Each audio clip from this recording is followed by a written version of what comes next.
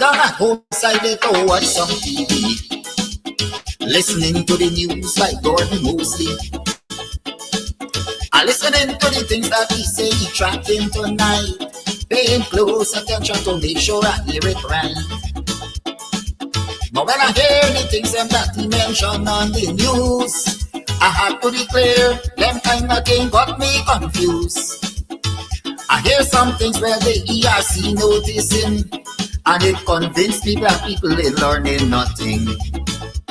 We hear so many times about them big name calling, and they say we are pretend that they didn't learn nothing. But once they're black and you just decide to say a word or two, bet your life on that. They say we are coming for you.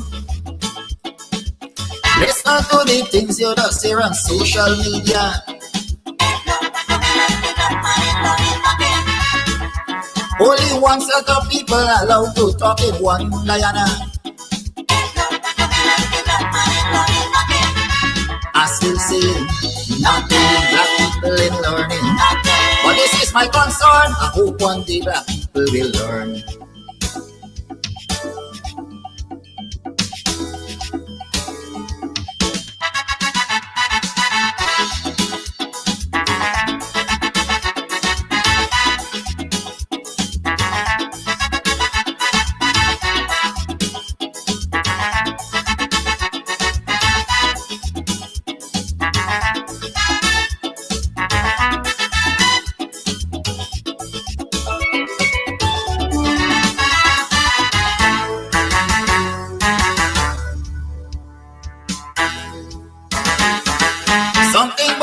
ERC that I would like to know if any of his members happens to be black people. And if that is the case, I want them to answer this call. Tell me how come none of them ain't got voice at all. You're showing signs of weakness and you're afraid to be fair. And we see the same thing keep happening year after year. And the day will come when all this nonsense will stop. That will be the day when black people decide to wake up. Not so long ago, something terrible happened. This young Indian man want to kill out all black people by poison. But if his shoes was on the other foot, would have been a big threat. But up to this day, this ERC can do nothing as yet. How come it's only black people committing cybercrime?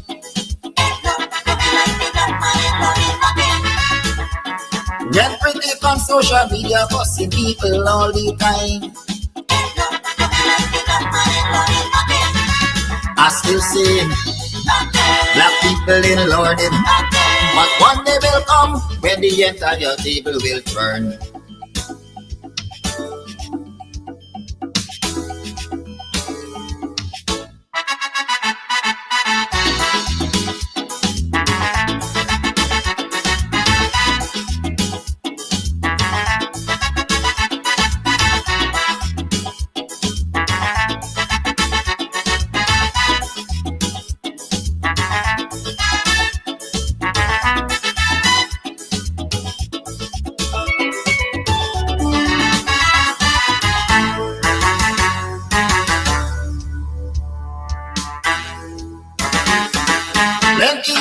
Excuse me, see they fail to condemn because these people think that the law is only for them.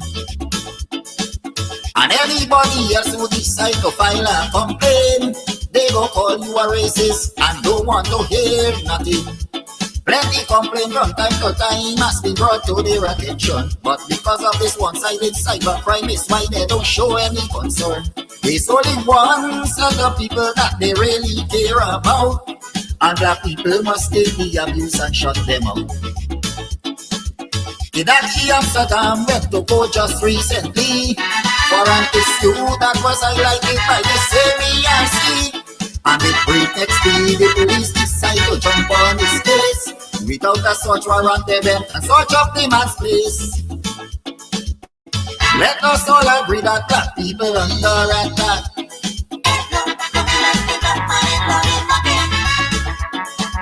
Different laws for you and me just because we black. I still singing, black people in London.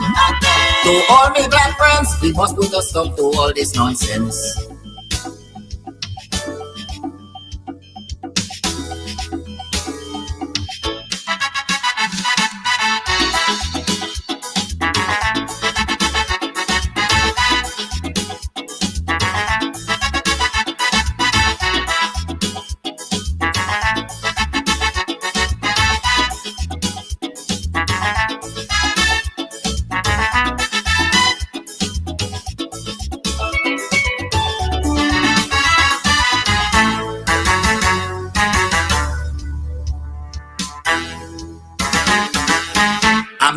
Cybercrime laws to keep people silent, just to make sure nobody criticizes government. And while that is a very clear case of dictatorship, it is no surprise that the ERC ignoring it. Why only the chosen few is allowed to have things their way, when people like me and you must have nothing to say? And when ministers in the government start to launch their attack, you never hear this ERC come out and talk about that. They send a policeman all the way to New York. This fella went up there to serve a customer on Rick Forward. Under this thing, this government decide to fabricate a case, but like they forget the warning they get from black t-shirt jails. The vice president described that he use a shallow life.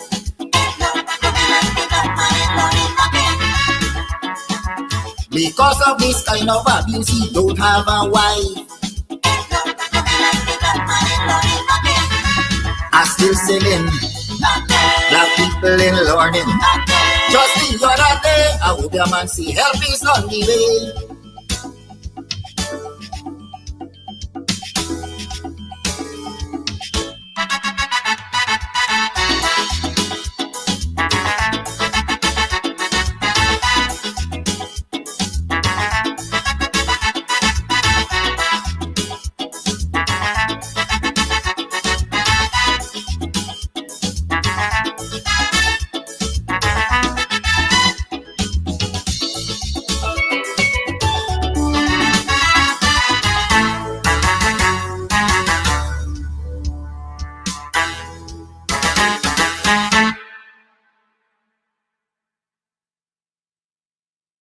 All right, so today we are here at Club Twilight up in Buxton, and we are here to talk about all that's going on up here. Trust me, if you are on the East Coast, you're in Buxton, you're in town, you're looking for a place to get away to, this is the place. The Cutters, mwah. Listen, I'll be having some just now again. We'll talk about that. And then, of course, the ambience is beautiful, fully air conditioned. The decor is on point. The music's on point. Everything's on point. It's just me. I need some work. But everything else that belongs to this club here is on point. So if you want to find a nice little place or you can just drive out of town and have some drinks, have some food, you can call, you can order your stuff and just take it. You don't have to stay. Or if you want to stay here, that's what's up. And of course, they have special events for Valentine's. You can rent a hall. You can rent a hall, honey. You can rent a hall for weddings, for birthday parties, to have a bash. I hope he edits that out. But you know, whatever it is, this is definitely the place to be. So it's on Sideline Dam. You definitely want to ensure that you check this place out. But it's on your to-do list. All right, on your to-do list. This is definitely the place to check out. A really cool, chill spot here in Buxton. I like this. This is Buxton needed this. We needed this. I needed this. You definitely needed too. Thank you. All right, so you might be wondering where we are. Still in Buxton at Club Twilight. That's where we are. So Club Twilight also has like an Airbnb as well. So you could come, drink, drunk, and come in the back here and lie down. Look at this beautiful Airbnb.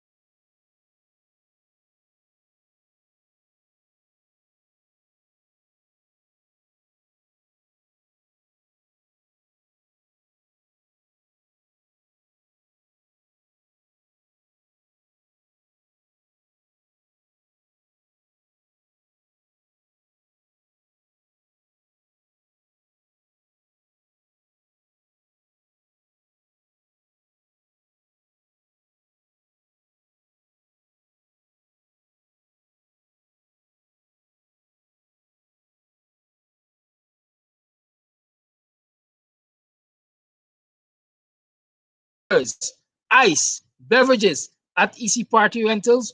We have what you need to have a good time. You plan the party, we do the work. Call us 622-5933. Easy Party Rentals. Let's keep your party going. Are you hosting an event? Do you need ice, party ice in large or small quantities?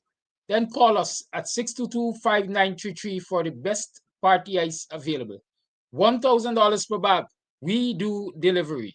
EC Crystals, Sideline Dam, Buxton North. Call to have your orders filled today. Are you looking for tents to rent? Well, look no further.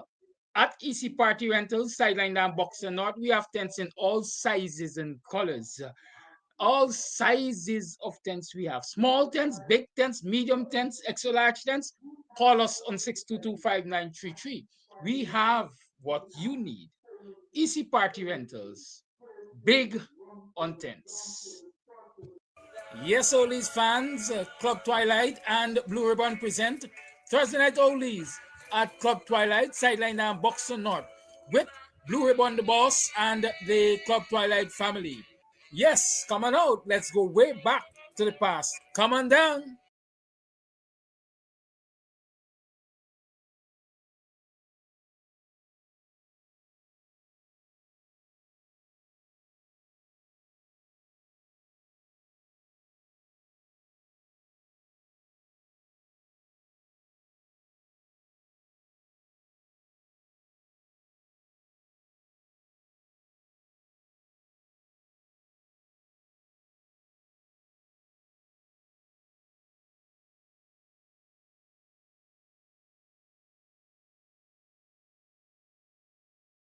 obedient, disciplined, right? Because the discipline started from the home.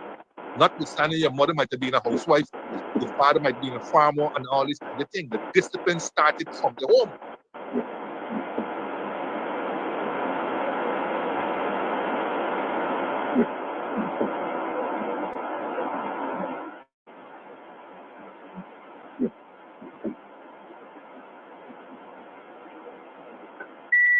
Yeah, morning. Give me a heads up if you can hear me. If you can't, tell me you can't. I'm out and about. Compliments of Pepe Link. Yeah, compliments of Pepe Link. Pepe Link, that Syrian seller, and so on and so forth. And so we out and about, we on the road. That is why I couldn't be in studio with you this morning. But of course, it's Free Talk Friday. Apologies there, nobody can get to talk except me, right? Only I can get to talk.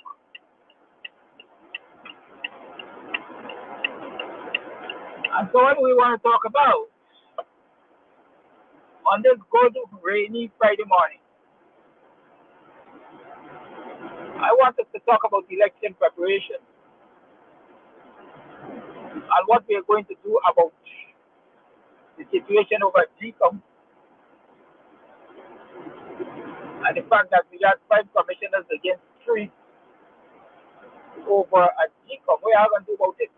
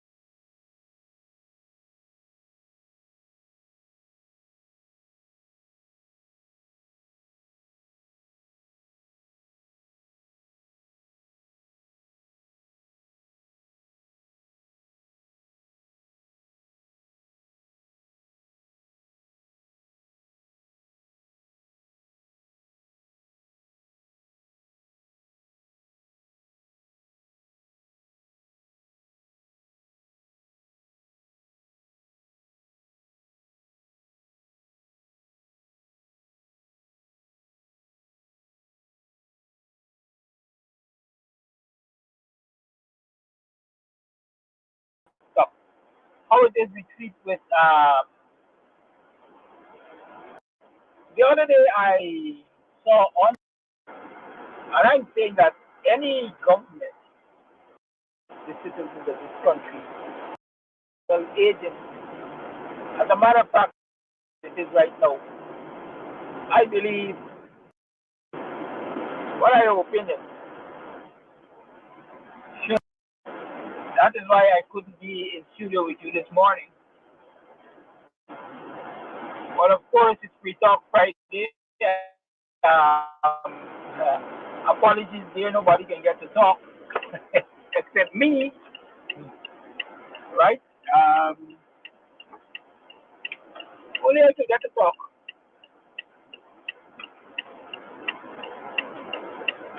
And so, what do we want to talk about on this good rainy Friday morning? I want us to talk about election preparation and what we are going to do about the situation over at GCOM and the fact that we got 5 commissioners against 3 over at GCOM. What are you going to do about it? Is it even worth the while going into the election with those conditions? I'm asking, I'm not suggesting anything, I'm asking. What are your opinions? Should the opposition be going into the election aware of the fact that there are 5 PPP commissioners at GCOM now, one being a legal advisor who is the Attorney General, and one being the chairperson, who is supposed to be impartial to the whole thing, and just be a deal breaker, or I should say deal maker. She's supposed to be there to intervene and provide good guidance so that proper decision making can be arrived at. When I look at GCOM as it is right now, I believe it is one of the things that the next government should be forced to address in terms of how the election commission functions and how they prepare for elections. Well, I thought that was going to happen and it will happen. So you haven't just listened to me because I can't drive and focus on a video. But I'm thinking that whenever the government changes, the next government must take strident steps to change the manner in which GCOM functions as a constitutional agent. As a matter of fact, I think there need to be strong legislative work to ensure that no government, regardless of if it's a government you like or hate, no government should have the authority, the ability,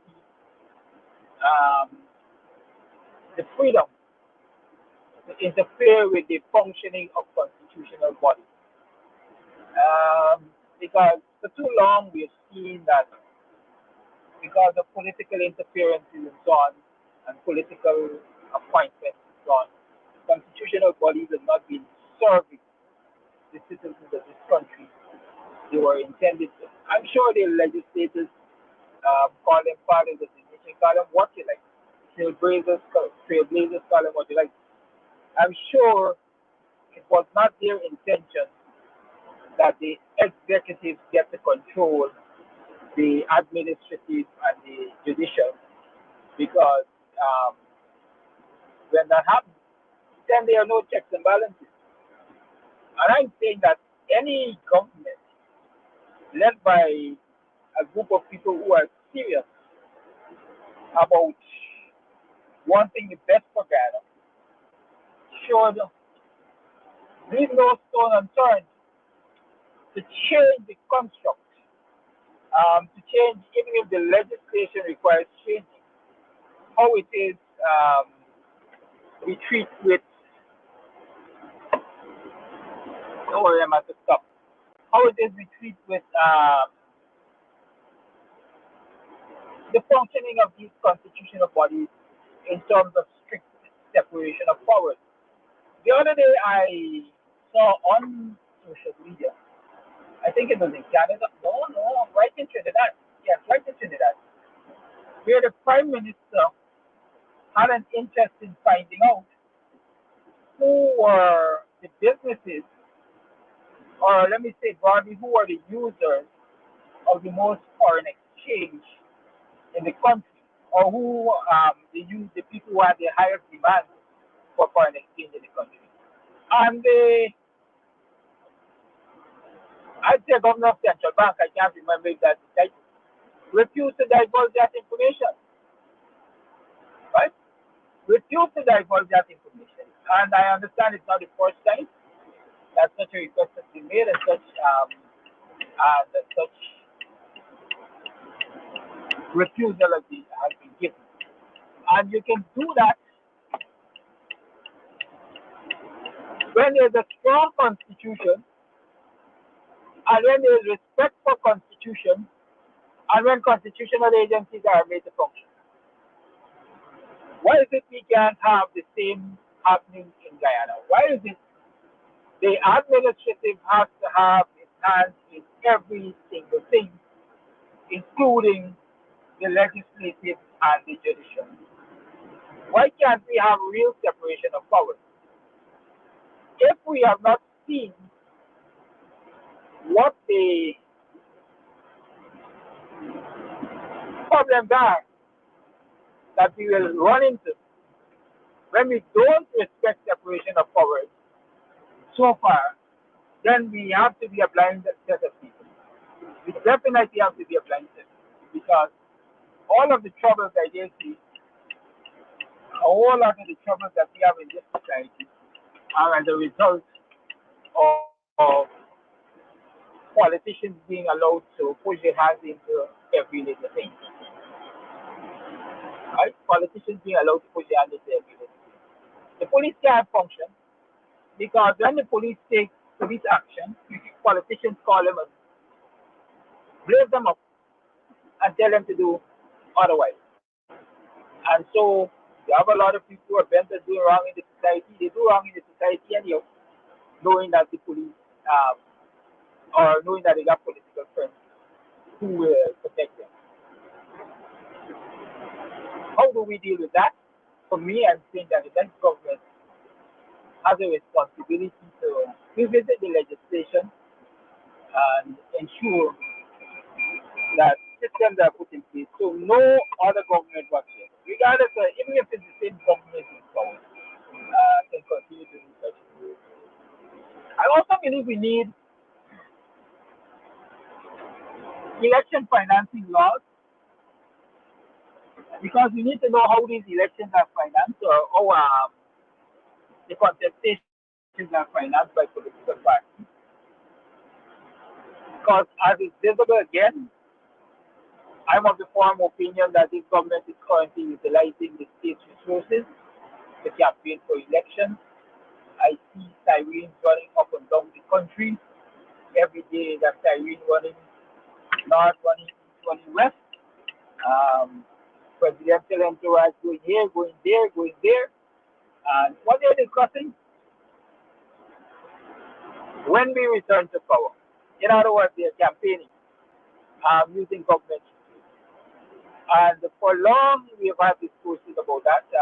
It has been in the air. A lot of people have been saying that we really need to have campaign financing laws so that at the end of an election, political parties are made to declare how much they spent on elections and the source of those funds. And so they can really be kept in check. Not whoever is in government utilizes the state's resources to get an unfair advantage over its opponent. And then they claim that we have had free and fair elections. Fair elections only take place at the place of polling. It has to do with all of the preparation. It has to do with the management of the election. It has to do with so many things. And we as a people, if we really and truly consider ourselves democracy, democratic and we are really serious about our democracy, we have to start insisting that these things um, are put in place. We have to insist that these things are put in place. So that's my two bit on what's happening has become the behavior of government, etc. I see we talk Friday, so I get to talk about any and everything on Friday. Like you get to talk about any and everything on Friday normally. But this morning, unfortunately, you can't because there's no calling segment. I am on the road, like I suggested to you. I'm on the road. Why am I on the road? Most of you should know by now. If you're a good student, why I am on the road, right? So now don't press yourself as to why I'm on the road. But there's so many things that become valuation in this society. And again, I think these things happen when laws are not made to function, when constitutional agencies are not supposed to function. I'm sure in developed countries there is something called a bar association that keeps lawyers in check. I'm sure there's something that's called a judicial commission that keeps judges and magistrates and so on in check, judicial workers in check. In check in the sense that if they were to misbehave, then you can very well go to those agencies, lodge your complaint, expect an investigation in a timely manner, and people will be necessarily be sanctioned, or if found not to be guilty, um, be what's the word? Miss that word here. Be vindicated, right? In the instances of judicial workers, if you're found complicit or you're found to be guilty as charged, then you get debarred and so on. When those agencies function, then you have judicial workers, you have legal representatives, as we like to say in this country, officers of the court, behaving in a responsible manner, behaving in a respectable manner, holding themselves up to high ideals of God. But like in Ghana, when they don't function, you end up with any old situation. You end up with allegations surfacing left, right, center. You end up with characters being painted, and so on and so forth. Our very own Dennis Collins, who perhaps is on the live this morning, has mentioned so many times on our live through the comments that she disagreed because she had a legal matter where she she and her family ended up paying, I think, $1.5 million to court cost because the lawyer did not turn up to represent the particular issue which he or she had to turn up. If I remember clearly, the lodge complaint, I would assume it is the Guyana Bar Association. And up until this day, there has been no satisfactory response. And so Dennis Collison is one of the persons who can perhaps identify with this issue of quote unquote officers of the law behaving again, I would say allegedly inappropriately and getting away with not even as much as a slap on the wrist. Why am I talking about that? I'm talking about that because I'm seeing in the media, and note I am seeing in the media, according to a program hosted by Margaret Shop, to the relatives of Adriana Young, a lot of allegations are being made against our good friend and champion because I think Darren Reed is the champion. At least he has stood out there for quite a while, fighting the causes of those of us who are being hunted by this government and served by this government and so on. Right? And so it pains, quite frankly, to witness what I want to call it public fallout and all of these allegations being leveled at Darren now that he has collected money from people on behalf of the family and they not been told about it or they have not received it and stuff like that. It's troublesome, to say the least. And I know Mark Wenthrop as a responsible journalist and he has been in his days and he's passionate too about what he does. And so I would want to assume that he has his own grounds on which he's making this information public and allowing whatever is being said about Darren to be said. And I'm saying that if these allegations were to be proven, there has to be a process by which there has to be a process by which the family or the aggrieved person, those who feel aggrieved, could turn to some agency to lodge a complaint and have the appropriate investigation done, and then one can pronounce on the culpability of Darren. In the meantime, there are allegations, and I wish, and I might say to all God, that Darren will come out and really, really clarify the situation. And I hope so in a satisfactory manner. To lose a child is grievous. To lose a child under which the young lost Adriana is extremely grievous. And then to feel cheated, to feel used, to feel abused by people who you expect to be well intentioned, or people offer themselves up as being well intentioned, is, I'm sure, will have a psychological impact on you that in many instances, many people don't get over. And mankind is such, is of such a beastly nature, I see. Selfish, covetous, relying, all kinds of adjectives, I can use to describe the way human beings behave when it comes to materialistic things.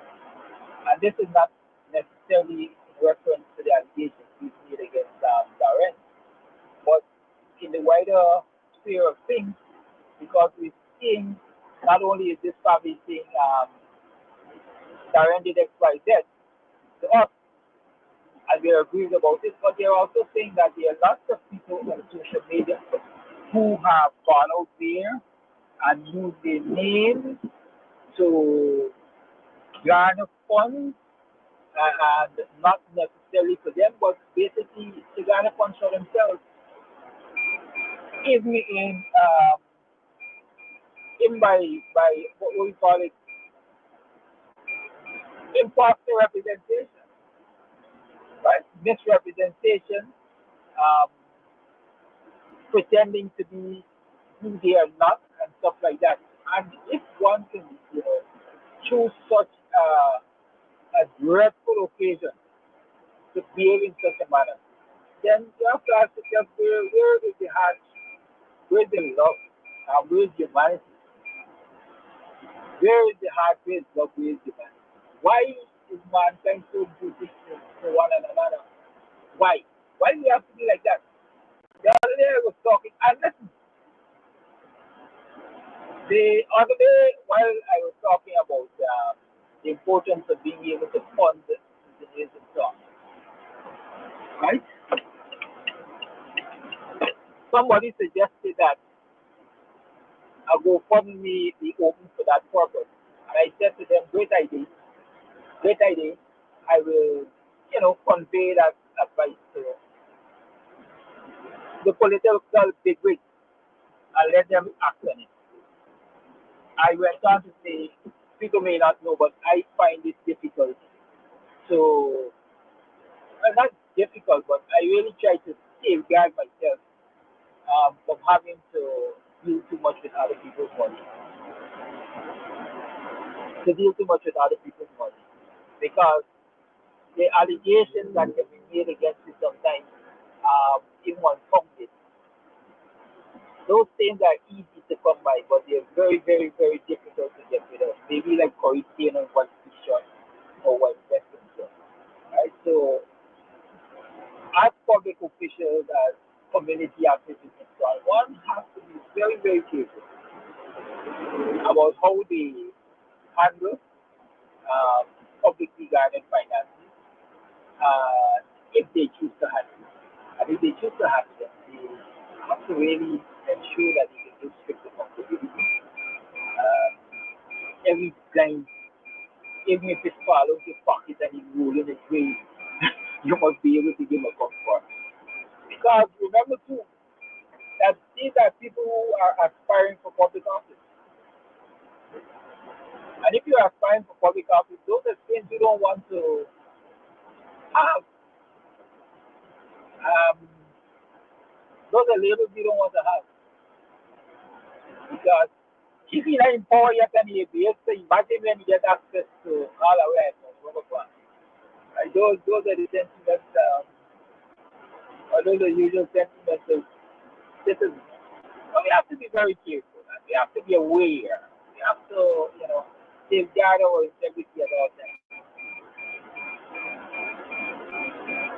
Again, if our democracy functions, then there must be some agency that the youngsters person, the logic of things, have it investigated in a timely manner, and be given satisfactory answer. And until we have that happening in this country again, professionals, whether private or public office, will continue to misbehave or continue to be careless about the way they misbehave in this time. Don't let us go out beating up on each other.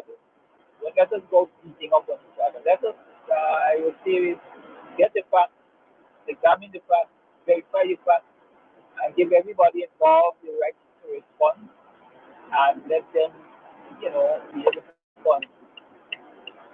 And respond with clarity. Those are my desires this morning. But I also desire that we can get better traffic management. All I know is the road is very, very congested this morning. Very, very congested. Three-way traffic on a two-way road according to them. And it's funny that on a regular day the police might charge you for driving three-lane on a two-lane road, but in the mornings and afternoons, especially weekdays, the police encourage you to drive fast. Three lanes on a two-lane road. But so it's 8:23. And I'm heading to that place where I'm supposed to be. I know y'all know it yet. Y'all have to know it. Today is court. I have court this morning. The prosecution is supposed to respond to like the this representation that they have not made out a case against me, and so there is no need for me to lead a defense. And so they're supposed to respond to that this morning, and I'll keep you posted as usual. Where the case is going from there. I quite honestly hope that, I hope that it is the last year, but I think the magistrate would definitely need maybe another year to come up and give a rule and so on. I think that is right. Not always what I wish or what you wish, but also what is practical. Then, you all can have a good day. Because I'm gone. I'm gone. We shall talk. If time permits over the weekend, you can have a conversation and some of the things that you want to report. Maybe we can have a special program. What are some of the things you believe? You can drop those comments there and read them. I will go back to look for them and so on. You can even WhatsApp me your thoughts And what are some of the things you think need to be changed in our constitution?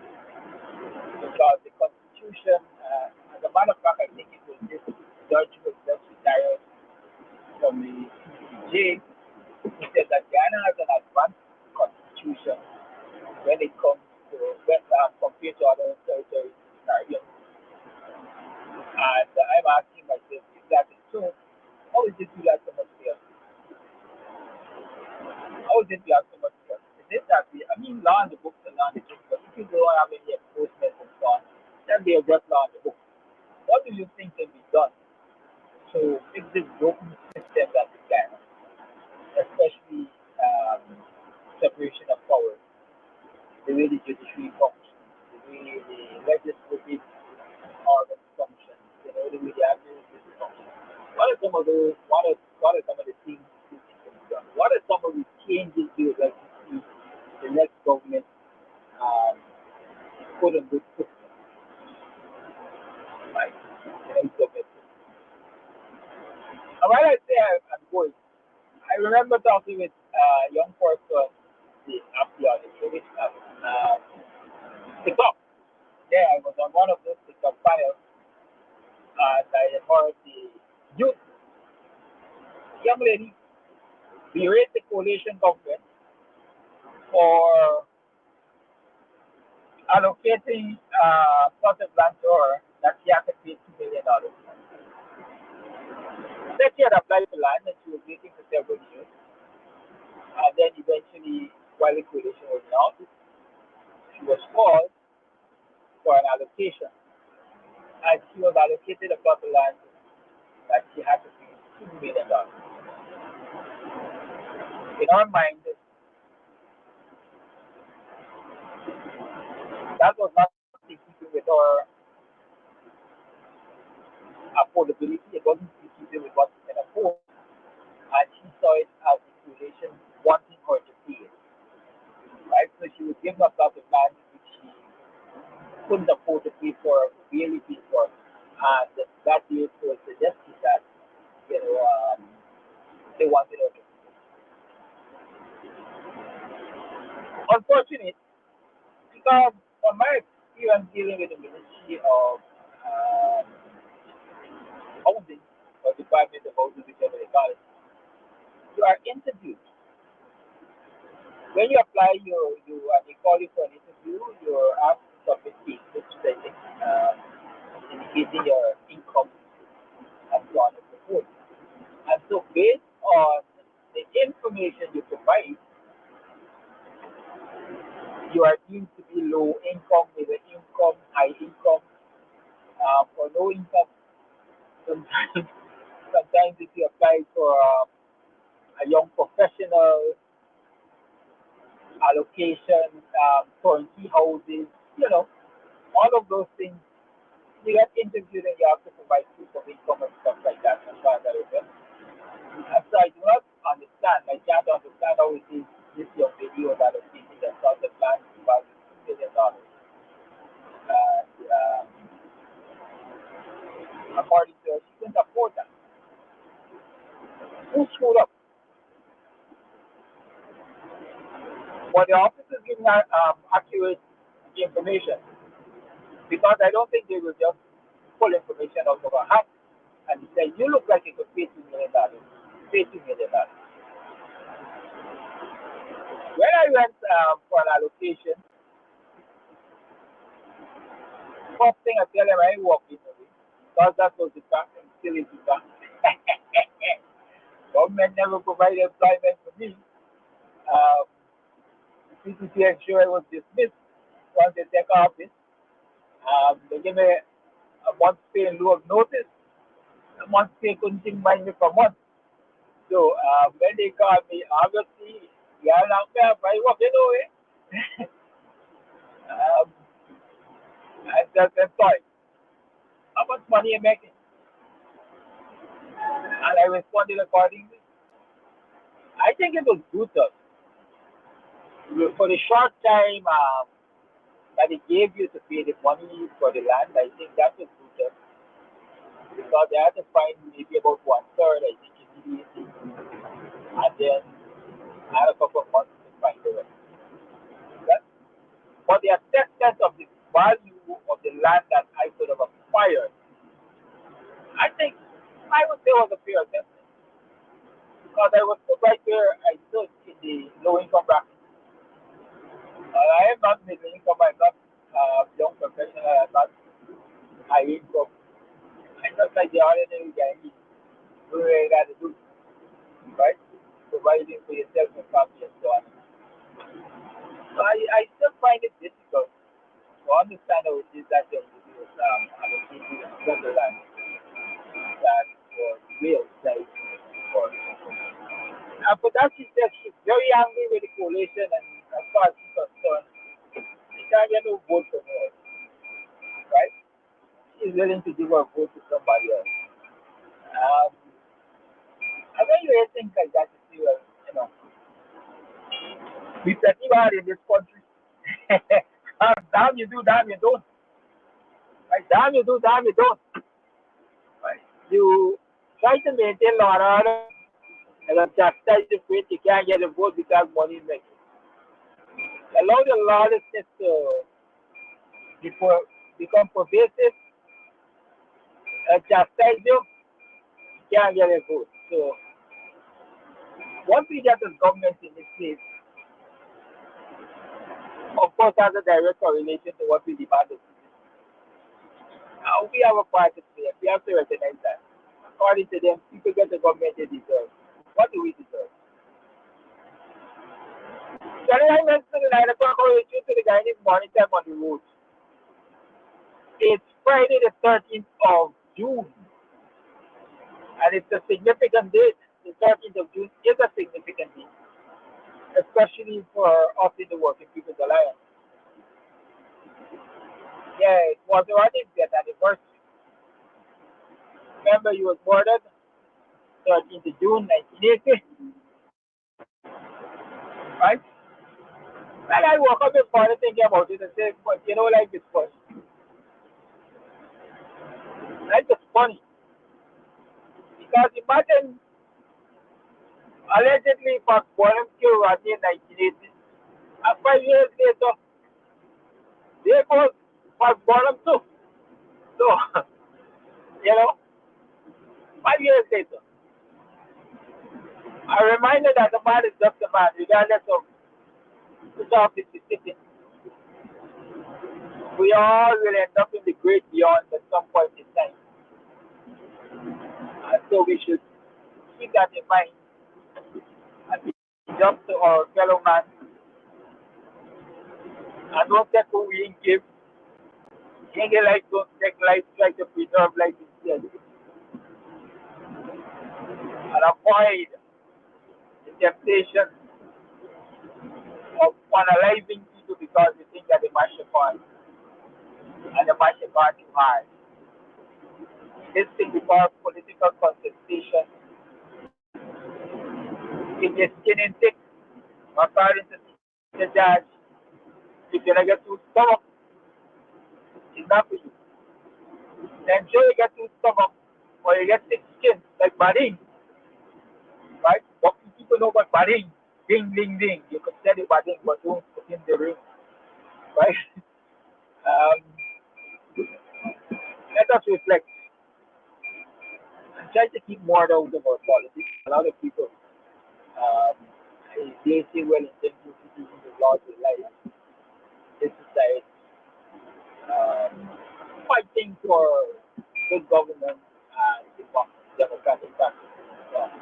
You know, people believe that they have the right to challenge them, challenge their leadership, and challenge their office. In many instances, have allegedly overstepped the boundary and ensure that the media devices are no beyond. Just remember, you want join them to something. And on that glorious day, all of you will have to answer for your sins. There's no sin greater than any as far as I is concerned, and sin is a sin. And a big sin or small, so yeah, live up. Live it up. Just say a fellow man. You want to honor what you have them do unto you, and that should be a good guide in terms of your behavior. I say God, but I'm going now for you. I'll have a good day. Great day to you all. Be safe. Much love. And remember to support the campaign. Remember to support Cam TV. Remember to share and like and subscribe. And there's a Zelle and there's MMG and there's Cash App and so on and so forth. Don't be selfish now. Goodbye. I shall tell you what happens in the court when I get out of the court. I love y'all. Give him tough love is love. Later, folks. Goodbye. And y'all will report me to the authorities. When I get that stuff, I will disconnect this live. Okay, people? Good.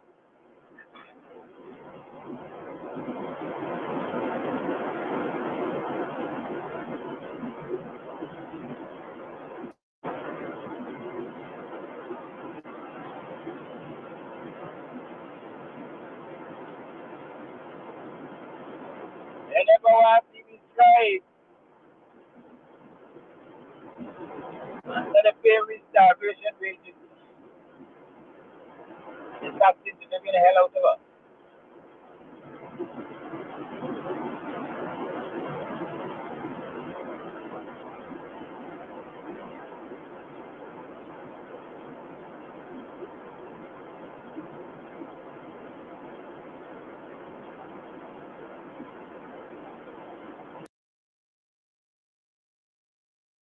Professor PLO Lumumba, a well-known Kenyan scholar and Pan-Africanist, often emphasizes how colonialism distorted African identity, beginning with the erasure of African names, languages, and culture.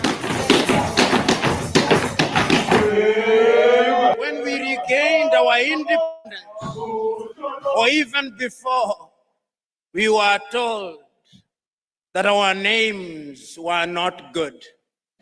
So that when you are Christianized and you are Pipim and you went for baptism and you renounced the devil with all his works, they also said you have to be John, because in their scheme of things it appears that the heavens only recognize John, not Pipim.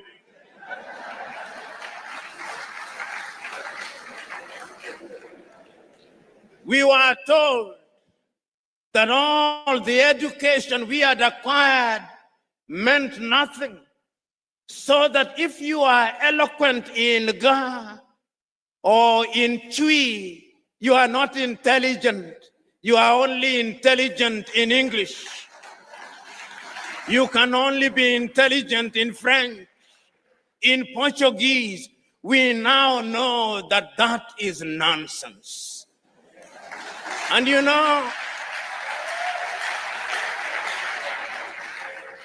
he argues that Africans were made to believe that having an English, French, or Portuguese name made them more civilized or intelligent, and that speaking colonial languages made them more respectable or modern. This, he says, is a form of mental colonization. When that great Nigerian musician in the 1980s, fella Nicola Pokuti said, "Teacher, don't teach me nonsense," he meant it. He was reminding us that we must examine our education system. You know, when the British came here and they were establishing schools across Africa, and then when they were establishing Achimota, which is famous for producing great Ghanaians, the intention was to produce young men and women who would support the colonial empire. The intention was the same in Uganda with Budo's King's College. It was the same in Kenya with the Alliance schools. As Chinua Achebe says, the white man was clever. He came and put a knife in the things that held us together, and things fall apart. And they have remained apart. So today when we come here, to talk about education, we come here to remind ourselves that we have urgent business to be undertaken. We have urgent business to be undertaken to remind ourselves that Martin Luther King Jr. is still right. The mind is the standard of the man. Because if the mind cannot imagine, then we cannot realize our potential. So we are here to interrogate our education system. My good friend, Samuel Pippin, doing the work that he came to do, to lay the ground, reminded you appropriately that we have now become famous for producing graduates in agriculture, some of whom, if you allow me a little latitude and hyperbole, cannot distinguish between a goat and a sheep.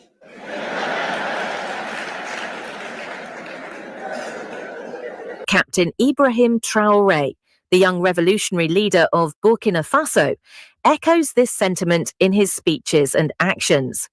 He's become a symbol of resistance against neocolonialism, especially French imperialism in West Africa. He, like Lumumba, insists that true liberation begins in the mind. For him, reclaiming African dignity means more than just political independence. It includes economic sovereignty, cultural revival, and mental emancipation. We are producing doctors, and they are good, some of them. But yet, when those of us who have the ability are sick, unless they do not know, they want to be airlifted to Dubai and to Germany. They have no faith in our medical system. When we are sick during COVID, all Africa is crying to America, oh, give us Moderna, give us Pfizer, to the Russians, give us Sputnik. We are crying. Yet we have universities with professors in medicine.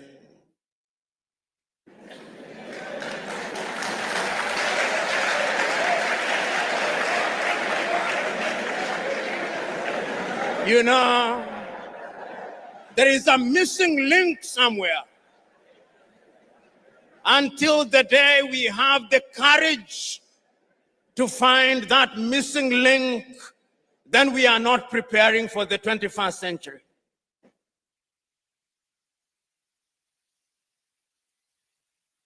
Today, as I came here, courtesy of my hosts, I was driven in beautiful cars. Oh, none was made in Ghana.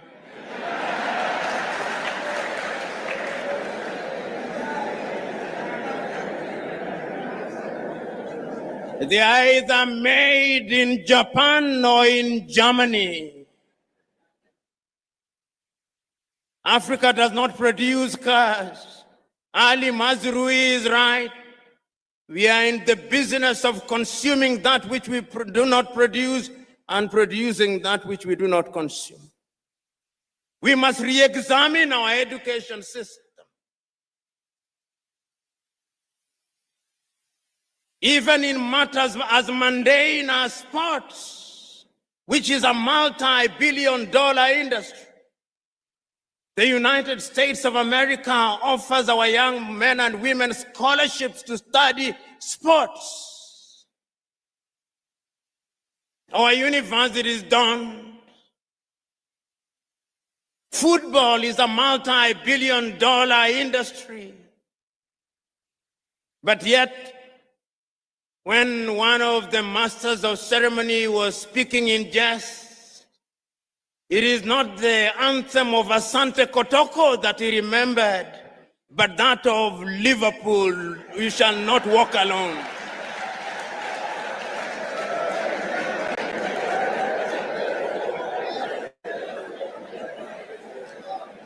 So that as we are sitting here, even in the area of sports, which is a whole multi-billion-dollar industry, our young men and women are preoccupied with whether Arsenal beat Real Madrid or Barcelona beat Borussia Dortmund. They do not care whether Hafia Guinea do Conakry. The Osagyefo was right when he said, we may actually solve the economic problem. We may even solve the political problem. But I dare say that the mental problem which was impacted and makes us feel inferior will take a little longer to solve. This was not only said by the Osagyefo himself in 1963. In 1933, Carter G. Woodson, that African-American educator writing in his book, Miseducation of the Negro, said that we have been so miseducated for so long. Our self-esteem has been undermined for so long. We have been made to use the back door for so long that even when we are told to use the front door, we look for the back door, and if we can't find it, we create our own back door.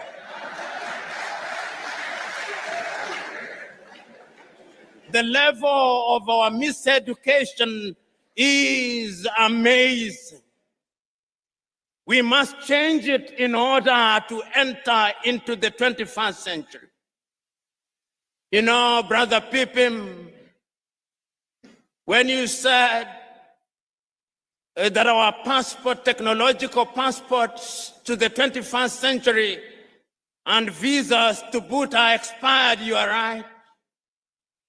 How can we play football on the games of rugby, on the rules of rugby? How? This is the question that we want to address today. We are talking about agriculture. And we are saying that we are now using technology to feed ourselves by manipulating the elements. The Chinese are seeding the rain so that it may rain. They have no problem with those of us who pray we must. But this misguided belief by Africans that when there is no rain, we pray and do nothing about it is completely misguided. The divine instruction was go ye and subdue the world. And subduing the world is by using our minds. When you see our judges dressing, they still dress like Father Christmas.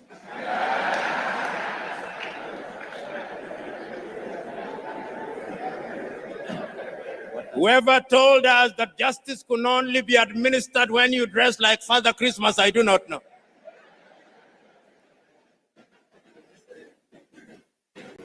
And when we are citing, even deciding a matter on land law in Ghana, in Cape Coast, we still want to cite some decision that was made by some English judge in the 13th century, as if we did not have our own land laws. The time has come that we must rethink and re-enter the 21st century with laws that are known to Ghana. Ask the Ga if they do not have laws that if we refine cannot lead us into the 21st century. Ask the Akan people if they do not have such laws. Ask the Fante people if they do not. Ask the Ewe if they do not. They do. We live in a world where we are so mentally captured that those of you in the middle class, your greatest claim to fame is that my daughter can no longer speak Twi and is meant to be a badge of honor. It is a badge of complete colonial conquest. And we cannot enter the 21st century with that mindset. Go to the countries in the Scandinavia, which we can dare compare ourselves with. Go to Denmark, they teach in Danish. Go to Norway, they teach in Norwegian. Go to Sweden, they teach in Swedish. Go to Finland, they teach in Finnish. Go to Korea, they teach in Korean. Go to China, they teach in Chinese. Go to Japan, they teach in Japanese. Then they meet the world. But you and me, here I am waxing eloquent in English.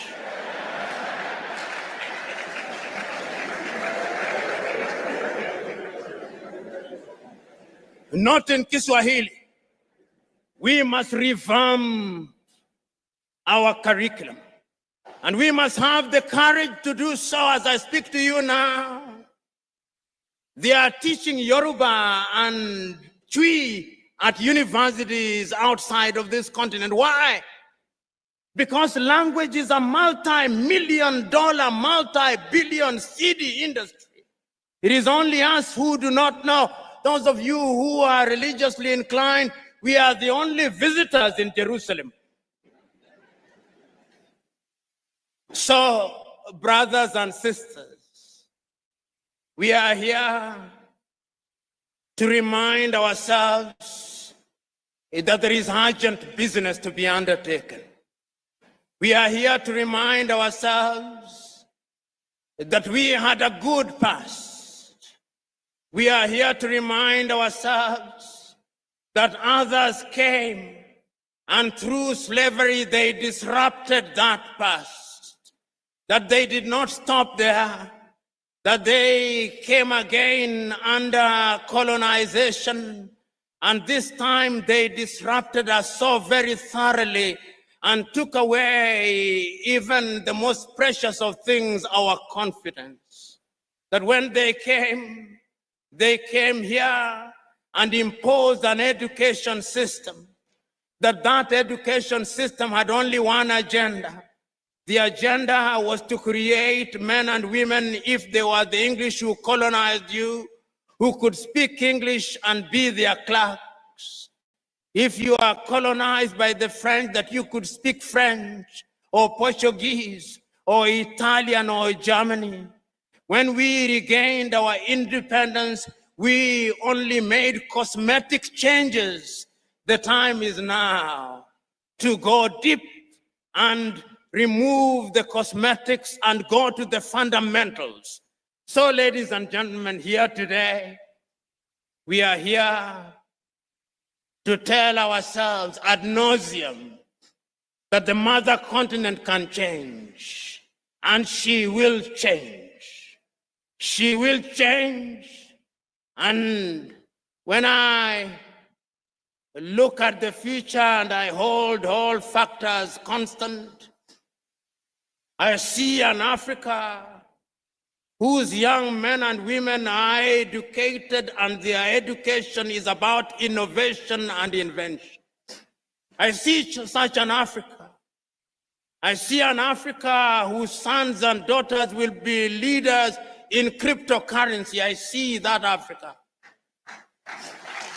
I see an Africa where all the cars running from Addis Ababa in Ethiopia to Banjul in the Gambia will either be made in Togo, Burkina Faso, or Uganda. I see that Africa.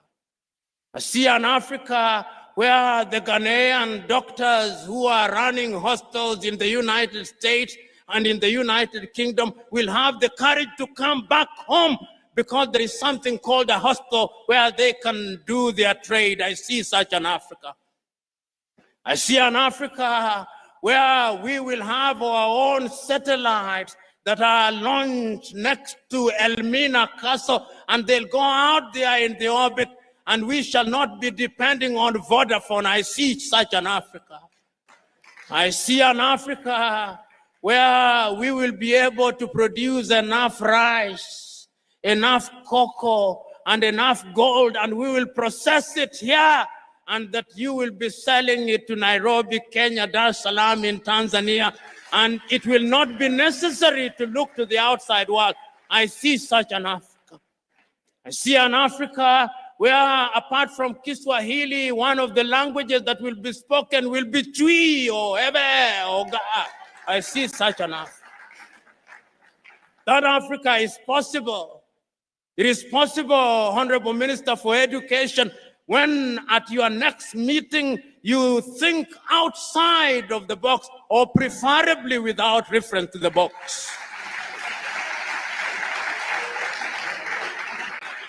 I see an Africa where we will give practical meaning to Africa Agenda 2063, not merely as a point of reference, but as a practical reality.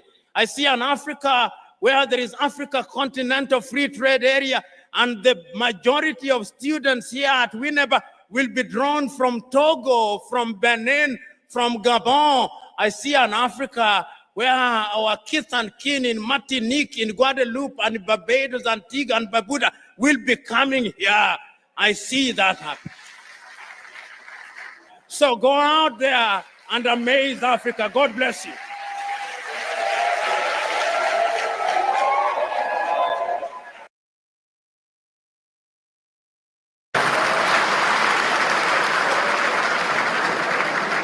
Start by recognizing the Vice Chancellor of the University of Dar es Salaam. Permit me also to recognize the Deputy Vice Chancellor and to recognize Professor Penina Mlama. And in the audience, permit me to recognize Mzee Warioba. My Lord, I recognize you.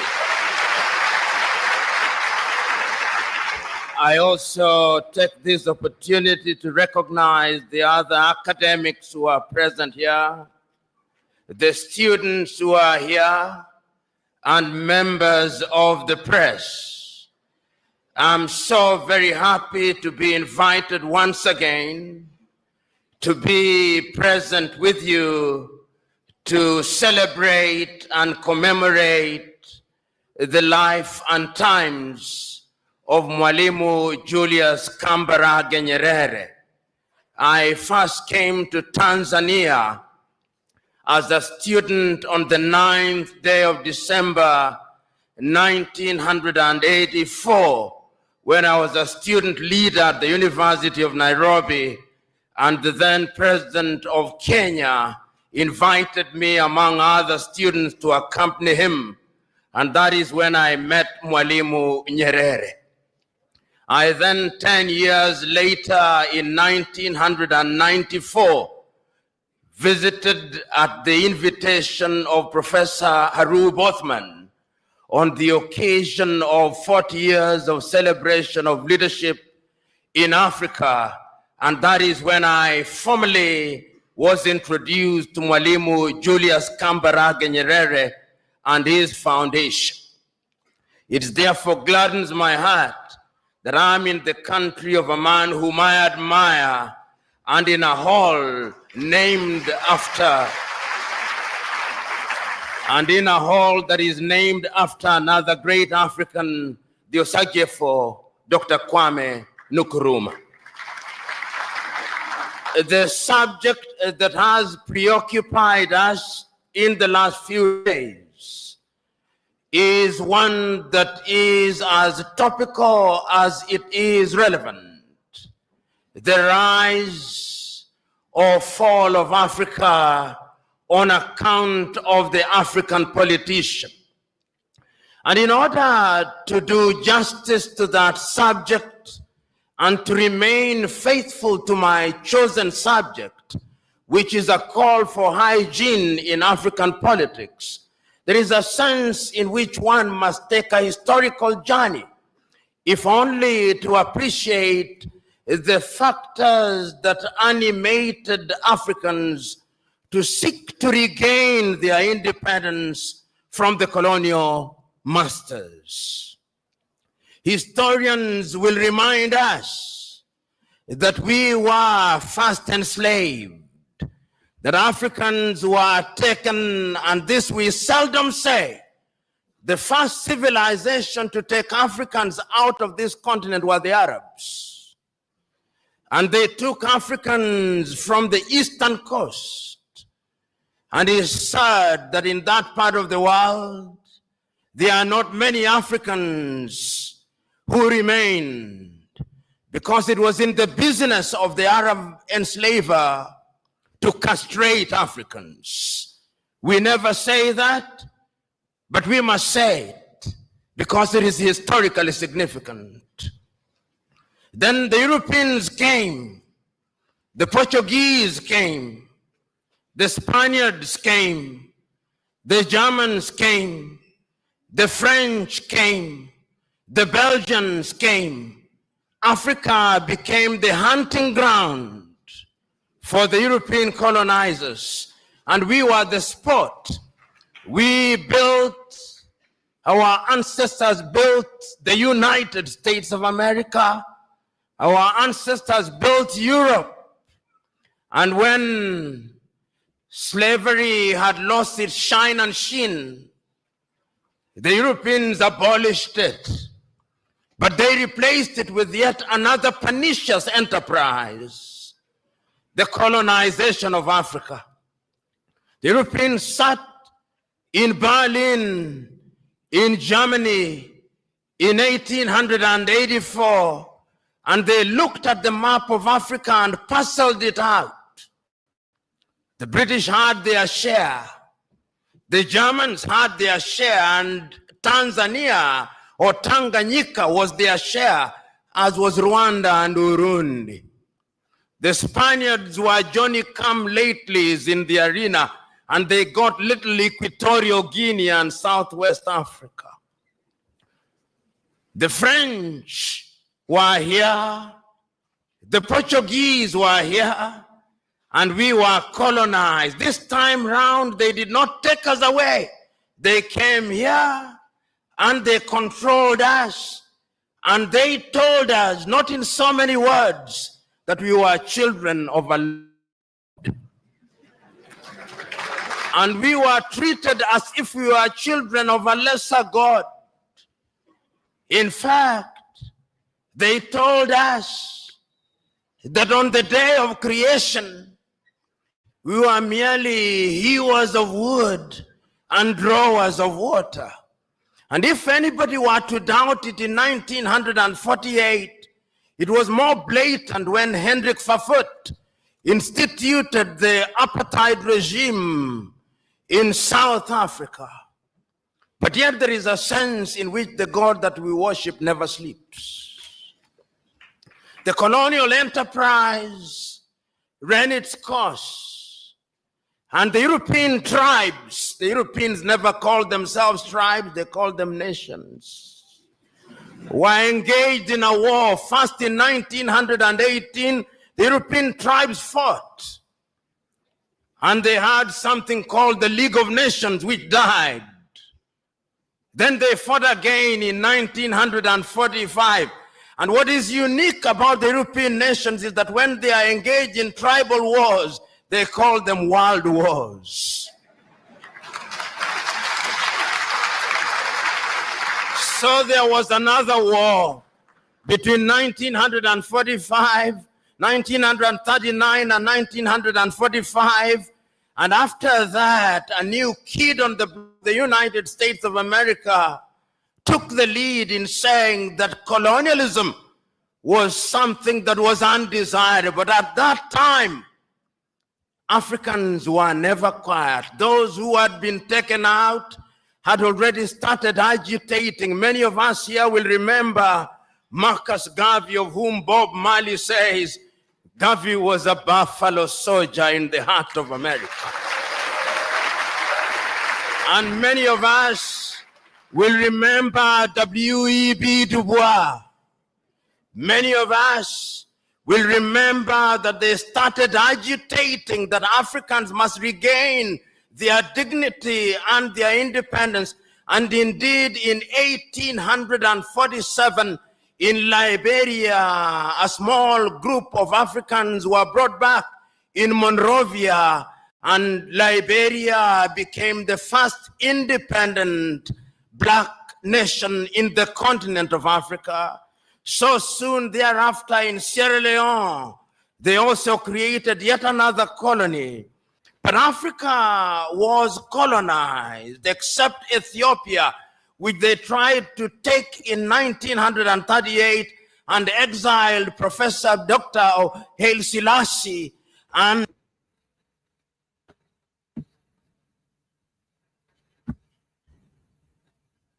Hey, morning, are you morning? Y'all don't think I've interrupted the program I'm not going to change it. Good morning. I hope you are hearing me clearly. I hope you can hear me clearly. I just dropped in to say good morning. And do not think I've made a mistake. It's deliberate. This is a masterpiece from PLO Lobumbo. And in all of our politics and so on, education is important. And so let us continue to educate ourselves. People without knowledge of their history are bound to make the same mistake their ancestors made. And I don't want us to be making those mistakes. Right, so blessings and good morning. You are likely to see me back before the program ends. You might get some calling time. It is 12 minutes to the 8 o'clock hour. We have another 20 minutes or so of Lobumbo. And so, yes, we are going to talk. Enjoy. Continue to enjoy. And unfortunately, they were defeated, as you remember, in the Battle of Adowa. Africa can defeat European tribes. This history is necessary that we are able to appreciate the freedom that we gained. So that Garvey came, W.E.B. Du Bois came, but there was another crop after the 1940s who had had the advantage of European education. And there were people in Europe also who are beginning to recognize that indeed equality was necessary. And this was not anything new. In 1776 in the United States of America, the American state sitting in Philadelphia in the United States of America declared unto themselves that all men are born equal, that they are endowed by their creator with certain unalienable rights, that among those are life, liberty, and the pursuit of happiness. A few years later in France, after the revolution, they also recognized that we were to be equal, so that the colonized nations which had now taken Africans thought that they were safe. They had taken Leopold Sédar Senghor from Senegal to Paris, and they thought that they were creating a little Frenchman. Little did they know that they were creating somebody who would want to overthrow them. They took Félix Houphouët-Boigny from Côte d'Ivoire, and they thought that they were creating somebody who would be subservient to them. They took Ahmed Sékou Touré and Modibo Keïta, and they thought they were safe. Little did they know that they were creating the future leaders and agitators against French colonization. And he did not stop there. The Portuguese also took Agostinho Neto and Amilcar Cabral and Eduardo Mondlane to Lisbon. Little did they know that those individuals would be the catalyst that would be necessary in the process of decolonization. The British also had their fair share. They took others. They took Mwalimu Kambarage Nyerere, Hastings Kamuzu Banda, Kenneth David Kaunda, and many others to the United Kingdom, Jomo Kenyatta. Little did they know that those would be the individuals who sometimes later, and in Ghana, of course, they took the Osagyefo, Kwame Nkrumah, and in Nigeria, they took Dr. Nnamdi Azikiwe, Abubakar Tafawa Balewa, and Sir Ahmadu Bello, the Sultan of Sokoto. There is a sense therefore, in which these individuals started recognizing that having been enslaved, having been colonized, we now had to liberate ourselves. And the agitation started. And Kwame Nkrumah and his Ghana acquired independence in 1957. And I still can hear Kwame Nkrumah through the vicissitudes of time saying in Accra, Ghana, that Ghana is free and will never be colonized again. But the freedom of Ghana means nothing if the rest of Africa is not free. I can hear Mwalimu Julius Kambarage Nyerere saying that he's prepared to delay the independence of Tanganyika so that Tanganyika, Kenya, Uganda would become independent at one time. Mwalimu could see the future with the exactitude of a Jewish prophet. Jomo Kenyatta and Obote could not. And therefore, we gained independence as separate states, and the story will be told shortly. So what do we see? The agitation, the demand by the people that we must be decolonized. And why is it that we were asking that we must be decolonized? Why is it that we were demanding that we must regain our independence? Because throughout the ages, it was always the divine plan that men must be masters of their destiny. And when we gained our independence, the leaders of the day were eloquent as they were clear that the reason why we were asking to be independent is because we wanted to take charge of our affairs. We wanted to be the governors. We wanted to have our young men and women acquire education. We wanted to control the production of our food through agriculture. We wanted to build our infrastructure. We wanted to improve the quality of the lives of our people by improving their health. We wanted to eliminate poverty. We were clear on what we wanted, and this message was as clear in West Africa as it was clear in East Africa, as it was clear in Central Africa, as it was clear in Northern Africa. So that if you listen to Kwame Nkrumah, it's as if you'd listen to Agostino Neto. And if you listen to Neto, it's as if you'd listen to Samora Moses Machel. And if you listen to Ahmed Ben Bella in the Maghreb, it's as if you'd listen to Patrice Emery Lumumba. There is a sense in which there was unanimity that this was the only way, and we attained independence. And I remember so very vividly in 1957 in Casablanca, Morocco, was it in 1960, when the then 8 independent African countries met on the Osagie for Kwame Nkrumah, was clear that we must ensure that everybody else regains their independence, and that we must remember that the colonial master is not asleep, and that if we don't unite, he'll come under other guises through the neo-colonial project. But they listened to Kwame Nkrumah not. And even before they assembled in 1963, in the month of May in Addis Ababa, Ethiopia, no sooner had countries started attaining independence that the neo-colonial project started taking root. And in 1960, the first coup d'etat and assassination took place in Togo when Sylvanus Olympio was eliminated. 1 year later, Patrice Emery Lumumba was eliminated.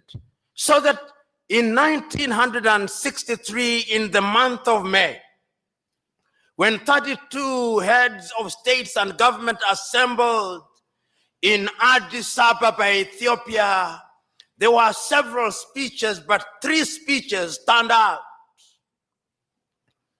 Kwame Nkrumah's speech, Mwalimu Kambarage Nyerere's speech, and Emperor Haile Selassie's speech. Haile Selassie was the host, and in his own inimitable style, he reminded the congregation who are present in Africa Hall in Addis Ababa, Ethiopia, that was a momentous occasion, and that the long-term health of Africa not only required but demanded that Africa must pull in the same direction, Haile Selassie said. And Mwalimu took the baton from Haile Selassie and repeated the same words, celebrating the fact that we were independent and we had the opportunity of determining in our affairs. But the greatest of the speeches was that of the Osagyefo Kwame Nkrumah. Kwame Nkrumah had a sense of urgency which everybody else did not have. He said, not in so many words, but in effect, that if we want to immunize ourselves from the diabolical machinations of the erstwhile colonial master, now turned neo-colonizer, we have to move here as one Africa, with the United States of Africa, with one army, with one currency, with one central bank, and with one nation. But they listened to him not. They had started getting used to the trappings of power. So what they came out with on that day in the month of May 1963 was a weak organization of African unity, the OAU, which many commentators were quick to describe in many ways and many times as the toothless bulldog. It was never a dog. It did not have teeth, but the effect of it is that it did not do very much. Some say it was a talking shop. Mzee Warioba, who was then active in political life and in other sectors, will attest to that. Yet later, we were to create another body, the African Union, and we'll have something to say about that. So we come out of Addis Ababa, Ethiopia in 1963, clear as to what we want to do.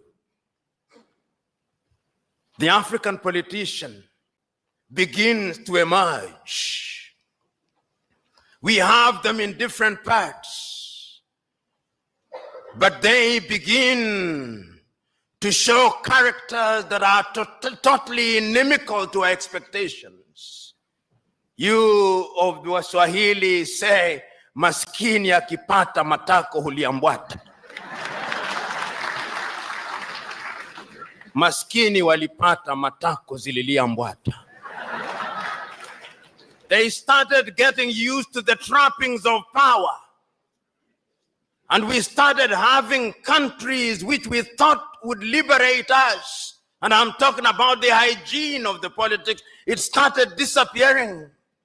Many of these individuals now thought that they were demigods, suffering from what I call the Messiah complex, thinking that they had been brought to Africa to liberate her, and that they suffered from two major diseases. One of them is the martyr syndrome, and the other one is the Messiah complex. They think that their countries owed them. Africa started producing leaders that one cannot recognize. How many of you will forget Jean Bedel Bokassa of Central African Republic, that man who murdered little children in the streets because they did not buy uniform from his wife? That's Jean Bedel Bokassa. How many of you will forget Mobutu Sese Seko Kumbendu Wanzambanga, who changed his country's name and presided over a kleptocratic regime? The Democratic Republic of Congo is the richest resource country on earth. Conservatively, it is said that under her belly, she has minerals, which is equivalent to 34.1 trillion United States dollars. And yet today, it is one of the poorest nations on earth. It is the only nation on earth which on the day of the election has its president saying, we know we ought to have elections, but we have no money to hold elections. When you see a country which has as its official name the Democratic Republic of Congo, know that there is no democracy. In fact, I dare say that any country, 2 countries that I know insisting on having as a part of the official name the Democratic Republic of something are never democratic. The other one is Korea, the People's Democratic Republic of Korea. It's as if when you can't graduate to be a doctor, you go to the church and you ask to be baptized as Dr. Mwadime. But that is not the point. The point is that who can forget Mobutu Sese Seko? Who can forget Idi Amin of Uganda? Who can forget Mengistu Haile Mariam of Ethiopia? And one can go on and on, because hygiene had started disappearing from African politics. Our agriculture was beginning to suffer. European musicians who had a little sense of guilt came to perform in Africa, Bob Geldof, to free the Ethiopians out of hunger. There was no hygiene in our politics. We could not run our education systems. Our young men and women were going to India because the budgets meant for education were consumed by individuals whom we had entrusted with the task of presiding over it. Our health sectors were beginning to collapse. And as I've said before, the political leadership did not have any faith in those institutions. Typically, the typical African politician, perhaps not in Tanzania today, if they were sick, they had a cold, they would not go to Muhimbili, they would go to London. If they were Kenyan, they would not go to Kenyatta Hospital, they would run to the United Kingdom. Tragedy, no hygiene in our politics, because Africans had started engaging in theft. In fact, I used to say that African politicians were thieves. Then I went to Uganda and I was told that they are not thieves, they are looters. And when I went to Liberia last week, I was told they are not looters. I was told they are looters on an industrial scale. That is the logical metamorphosis of the African politician, whose appetite for public wealth is completely insatiable. Hygiene was disappearing from African politics. And we could see the effect of the disappearance of hygiene in African politics. But there was always the erstwhile colonial master to assist. Coup d'etats started visiting Africa. Modibo Keita in Mali was consumed. Nnamdi Azikiwe in Nigeria was consumed. The Osagie for Kwame Nkrumah was consumed. Apollo Milton Obote was consumed. Amilcar Cabral in Guinea-Bissau was consumed. Patrice Emery Lumumba was consumed. Coups were so frequent in Africa that Afro-pessimists were now hard to say that coups were as frequent as breakfast. But even breakfast was not frequent on African tables. We could not feed ourselves because there was no hygiene in African politics. Your typical African politicians took the view that they had a divine mission to preside over their countries. They arrogated to themselves the monopoly of wisdom. If you listen to some of them, and I listen to the radio announcements announcing the activities of one leader of an African country, Habyarimana Juvenal, it would take 3 minutes to say the things that he had done.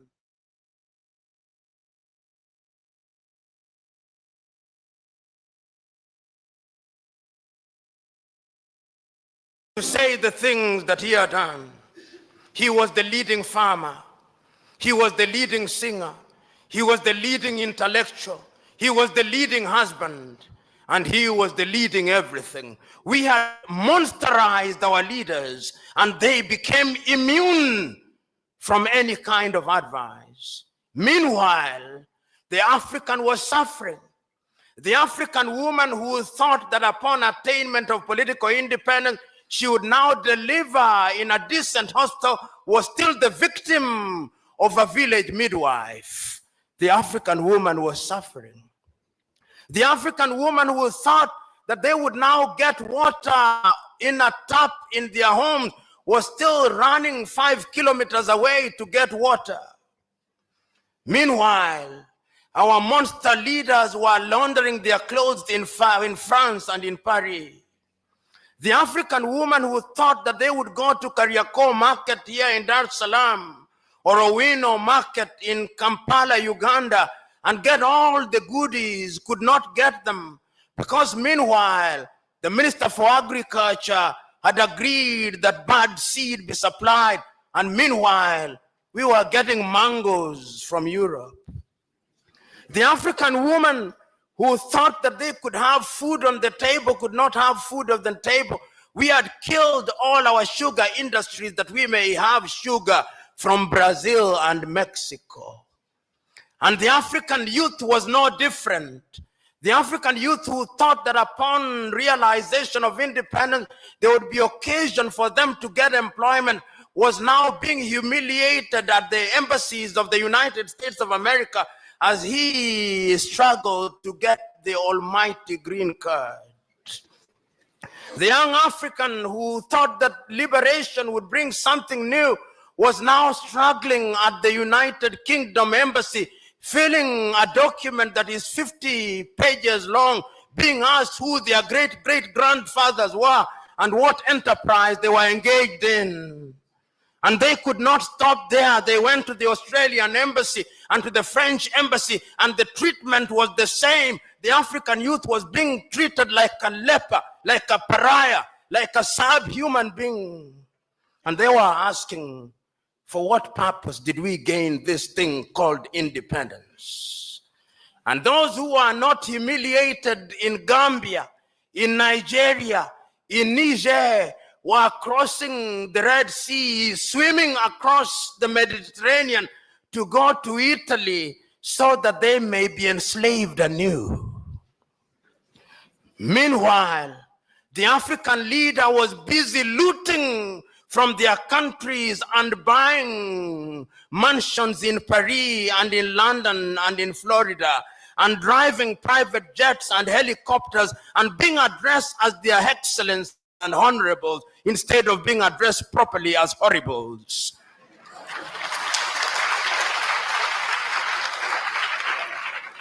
Hygiene had disappeared in African politics.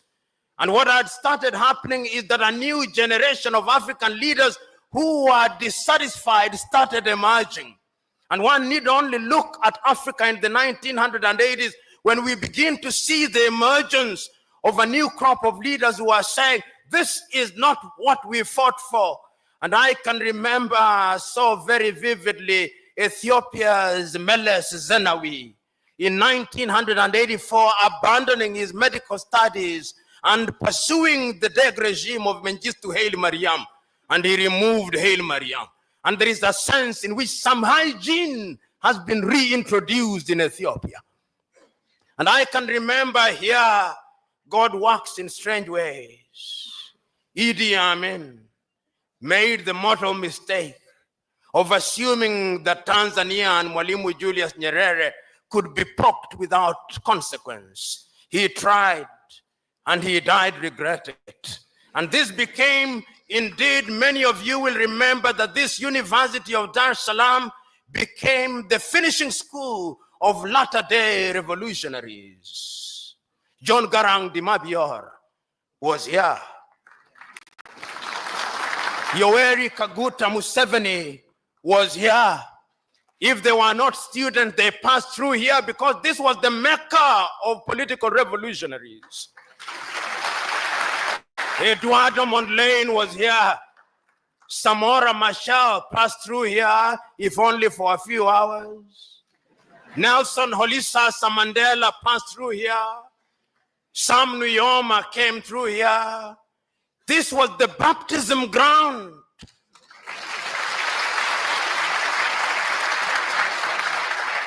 And the high priest was Mwalimu Julius Kambarage Nyerere.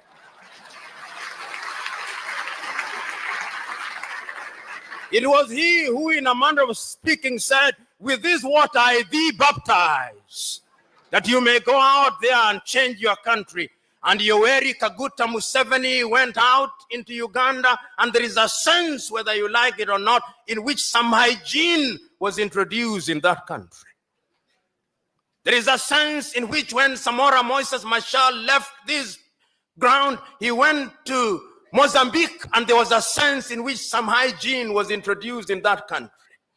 There is a sense in which John Garang Dimabior left here, and some hygiene was beginning to be introduced in South Sudan. Right now, the story is a little different, but one can see that there was this new crop of leaders who recognized that indeed we had to do something about it. But ladies and gentlemen, what had happened over the years? Let us ask ourselves the fate of Africa. Why I say that there is a need for political hygiene. Africa today has 54 odd countries. And allow me to take you through a tour of Africa, if the moderator will be gracious enough to give me latitude. When you start from the Cape in South Africa, there is a great country which has given birth to great men. 1912, the first political party to be founded in Africa, the African National Congress of Sir Albert Lutuli. That party has given birth to the Mandelas, to the governing Mbekis, to the Reginald Oliver Tambo. There was great pain during the apartheid regime, but wisdom prevailed upon President de Klerk. And in 1994, we created what was called a rainbow nation. Mandela had his honeymoon. Then came Govan Mbeki, or Thabo Mbeki, the son of Govan Mbeki. Then came Jacob Zuma. I do not know where Jacob is taking South Africa. But from where I am, there is need for hygiene in South Africa, because that is a great country, and that is the anchor of Southern Africa. Nelson Mandela left a country that was called the Rainbow Nation. Today I'm beginning to hear them talk about the Zulu and the Xhosa and the Pedi. It is your own Mwalimu Julius Kambarage Nyerere who says, katika karne ya 21 mnasema tupande basi la makabila, hiyo ni ujinga na upumbavu.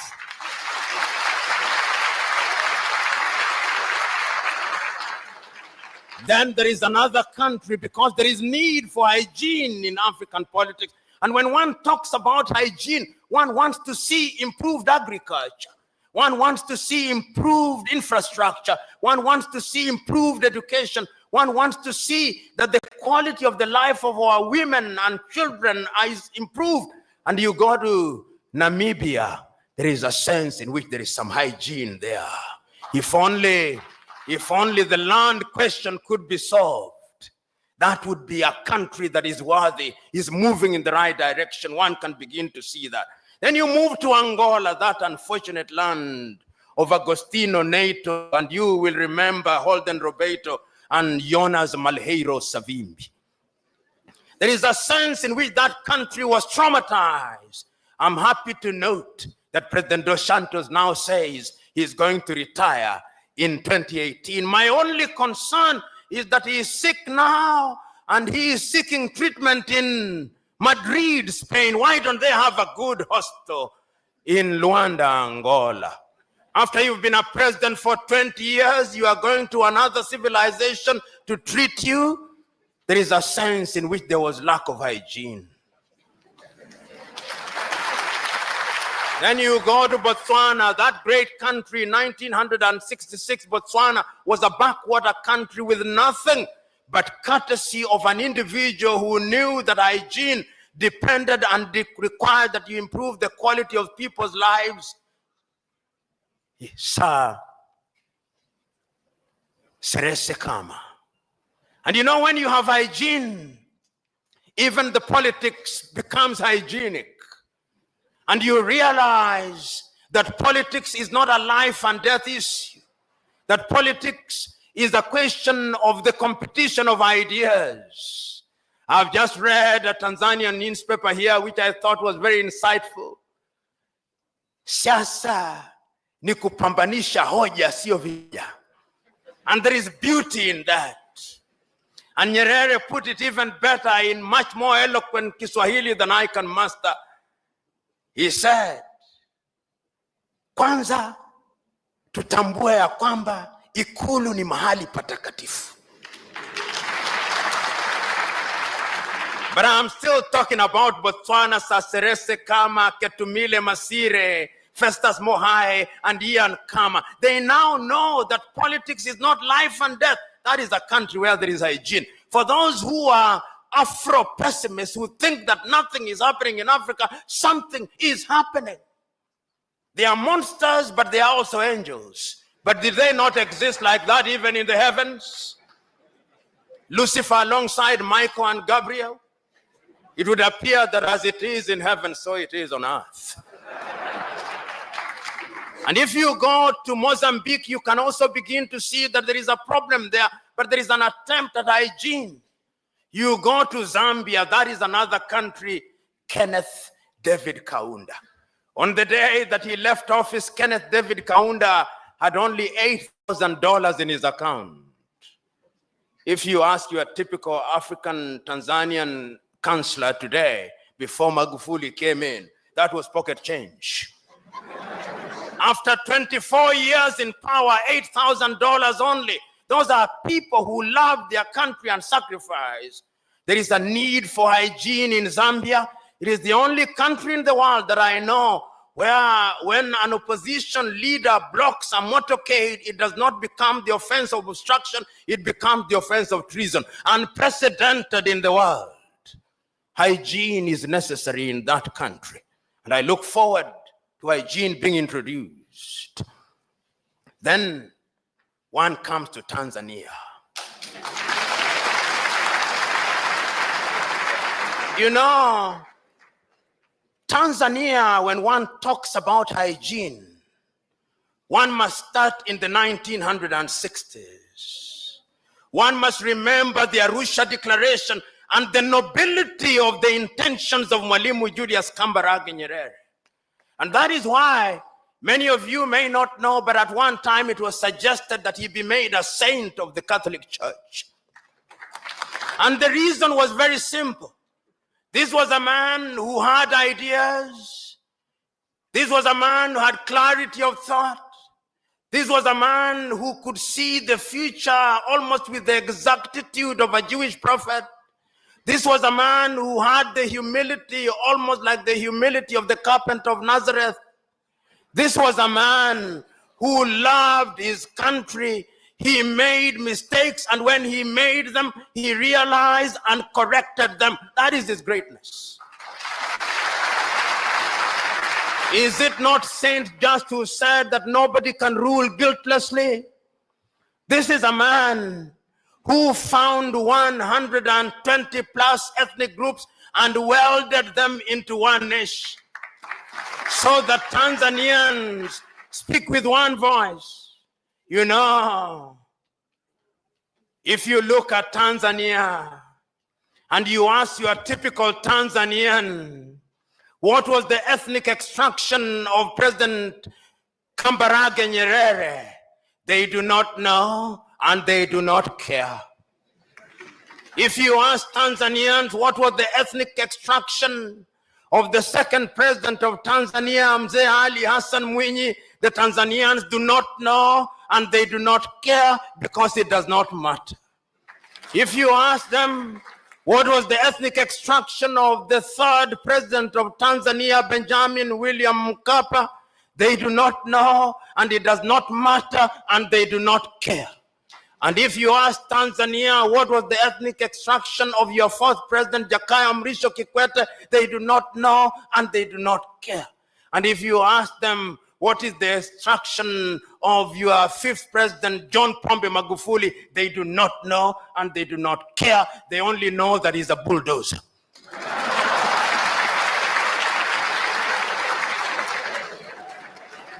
But you go to my country, Kenya, God save my country. God save my country.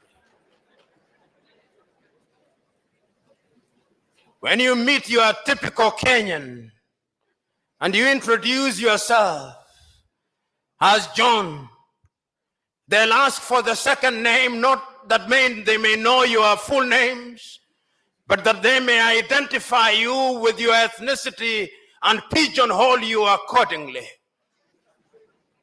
When you go into that country, which is a great country in prospect, but which is being destroyed by negative ethnicity, you ask them who the first president of Kenya was, they'll tell you it was Jomo Kenyatta and he was Kikuyu, and we care. We want our Kikuyu president. And if you ask them who was the second president, they'll tell you it was Daniel Arap Moi of the Kalenjin extraction, and we cared because it was our turn to eat.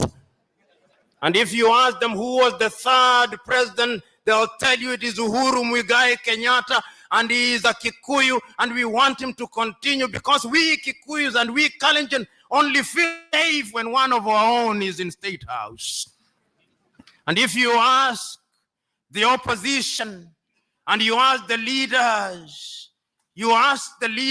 from my own ethnic group, the Luo of Kenya, the Luo will tell you we have been marginalized for too long. The time has come that God must smile upon us, and our son must be the president. And if you ask the Luhyas, they'll say the same thing. That is the tragedy of gigantic proportions. I'm submitting to us that the country called Kenya needs political hygiene. I'm submitting to us that the country called Kenya needs to come to Tanzania here on a benchmarking tour, and that the President of the Republic of Kenya and all our parliamentarians should sit at the State House and be lectured by John Pombe Magufuli on the finer points of governance. Of course, Mzee Warioba will be there, and other stalwarts will be there. Salim Ahmed Salim will be there. Great Tanzanians will be there. And Nyerere will remind us, katika karne ya 21 tupande basi ya makabila, ujinga na upumbavu, because it can destroy a nation. There is need for political hygiene in Kenya. Right now in Nigeria, the Igbos want to secede, and they are being warned by the Yorubas and the Northerners. There is need for political hygiene. But let me also say one of the things that relates to hygiene. Aside from negative ethnicity, there is another thing that has killed Africa and taken away political hygiene: corruption. You know, it would appear that we of the Negroid blood relate very poorly with this thing called money. Money is a useful facility that enables you to do things with ease. But if you allow money to control you and you begin to adore money and you acquire appetite for money, then you are in trouble. And I want to submit to us that Africa is the only continent in the world where upon appointment into political office or upon ascending to the political office, it's as if you have won a lottery ticket to sudden wealth. In Africa, when you are appointed a minister, even the newspapers will say if you are appointed to the Ministry of Finance, he's been appointed to the lucrative Ministry of Finance. If you are appointed to the Ministry of Agriculture or Mining, they say you've been appointed to the lucrative Ministry of Mining. But when you are appointed to the Minister of Culture, they say you've been appointed to the lean Ministry of Culture. In other words, there is a sense in which institutions in Africa appear to believe that he who gets into public office has a license to be a thief. And if you look at many African countries, many African leaders cannot account for their wealth. They have stripped their countries naked. You know, when I look at some of the great leaders of Africa, some who will not be remembered so very fondly by history, I regret. Robert Gabriel Mugabe of Zimbabwe. Nyinyi Waswahili mnasema wali wa kushiba huonekana kwenye sinia. In 1980s, when Mugabe took power, it was said of him that he had the largest number of degrees of any leader in the world, and he had degrees. It was said that he was a passionate revolutionary, and he was a passionate revolutionary. It was said that he had liberated Rhodesia, renamed Zimbabwe into a great country, and for the first 10 years he did a good job. Then something happened. Different commentators have different ways of saying. Some of them say that Sally died and he married Grace and it has never been the same again. I do not know. Some of them said that he became a prisoner of some of his comrades. I do not know.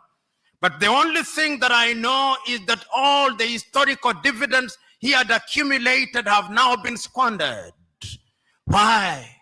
They have been squandered because Robert Gabriel Mugabe now presides over a country where there is 90% unemployment. Robert Gabriel Mugabe now presides over a country which does not have currency but has a central bank. This is unprecedented in the history of modern civilization. I'm submitting to us that corruption has been at the very heart of the destruction of Africa. That is why we do not have roads. That is why we do not have good hostels. That is why we cannot feed ourselves in Kenya today. We and Ethiopia, we are importing maize from Mexico. In Liberia, they're importing chicken from Brazil. And in many countries, we cannot even feed ourselves. We do not make our own medicine. Medicine is made as generics in India. We do not even produce our own seeds to plant our fields. They are being made by Syngenta and Monsanto. We do not produce anything because of corruption. But there is a sense in which one can begin to see some hygiene.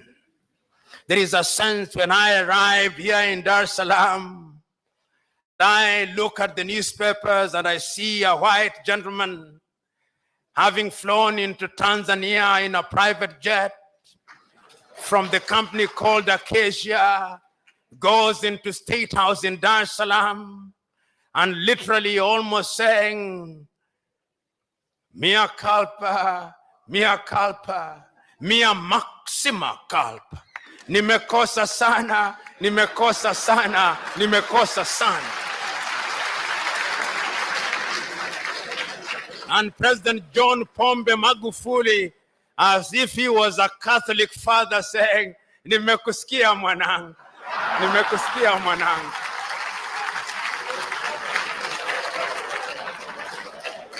Tutakuhurumia lakini kwa masharti. Na masharti ni ya kwamba lazima ulipe ulizozipora.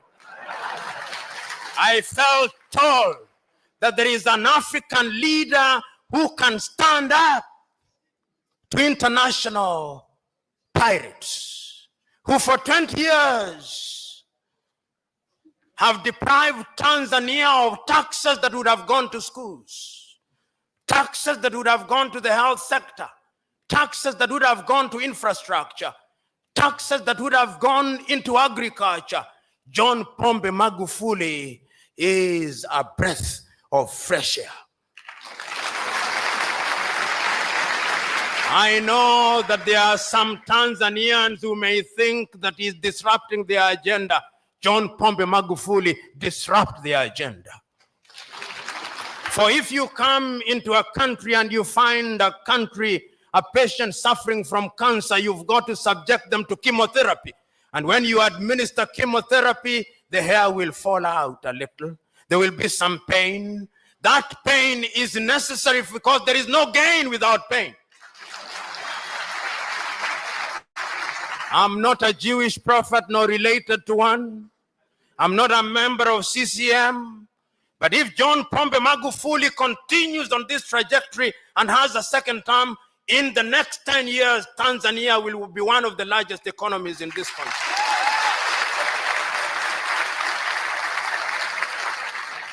God save John Pombe Magufuli.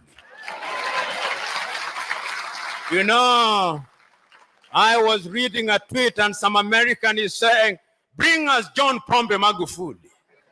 And I was in Kenya and I said at one time that we need to Magulify Kenya.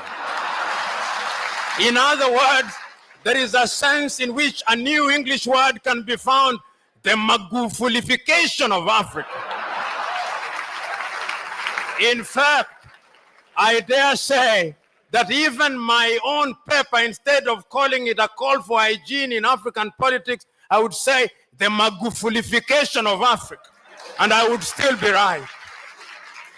But the whites say that one swallow does not make a summer. There are other good examples in Africa of the beginning of the introduction of political hygiene. Ian Khama in Botswana. Ian Khama in Botswana, it is said that a minister in his government went to him and said, I've been named in a scandal, Your Excellency, help me. He told him there is nothing that I can do. The individual went to his rural home. The following day, it is reported that he had committed suicide. I'm not a sadist, nor do I intend to be one, but if there are such individuals, I want more suicides. Ian Khama is yet another breath of fresh air. Paul Kagame of Rwanda, 1994, the United Nations turned away the Rwandese within 100 days. Anything between 800,000 and 1 million Tutsis and moderate Hutus were killed even in churches. Then there came a tall, lanky man, Paul Kagame, and his comrades. I was there 2 days ago, and one of the best drives out of any airport in the world is to be found in Kigali, in Rwanda. And you can see, so that those who thought that Africans cannot do it, our color is innocent. The Negroid, the dark color is innocent. It is not in our DNA. No. What happens is that there are some within our ranks who are errant, who must be punished. One can go on and on, but even my own good friend Yoweri Kaguta Museveni found a dilapidated Uganda. And even if you say that Yoweri has now stayed a little longer, there is a sense in which history will remember him fondly. One can go on and on, but one must also remember that lunch must be served. And if one remembers that lunch must be served, one must also remember that there is the law of diminishing returns. And one must also remember that one must now grow to their conclusion, even as they are talking about a call for political hygiene. So I'm submitting to us this morning that Africa can be great and Africa must be great. But Africa will only be great if we Africans do that which is good and right. The great Indian nationalist Chakravarti Rajagopalachari said that when politics stumbles, the country pays. So the first thing that we must do is to introduce hygiene in our politics. And now that I'm in Tanzania, the first thing that we must do is to Magulify our politics. I know that there is a Kiswahili saying, mgema kisifiwa tembo litia maji, and I'm conscious that one of the names of President Magufuli is Pombe. But I have no doubt that President Magufuli will remain on the right course. As you say here in Tanzania, atabaki kwenye njia kuu hata chepua. I'm suggesting to us that we introduce hygiene in our politics, which means, and Mzee Warieba will remember when we were talking about the constitution, Africans must begin looking at their constitution, and they must be constitutions which address the African environment. You know, there was a time after the fall of the Berlin Wall when European powers from London, Paris, Madrid, and Washington told us that democracy is equal to multi-party politics. Democracy equals to this. I now hold the view that while plurality is a good thing, a constitutional review gives us an opportunity to come up with homegrown solutions.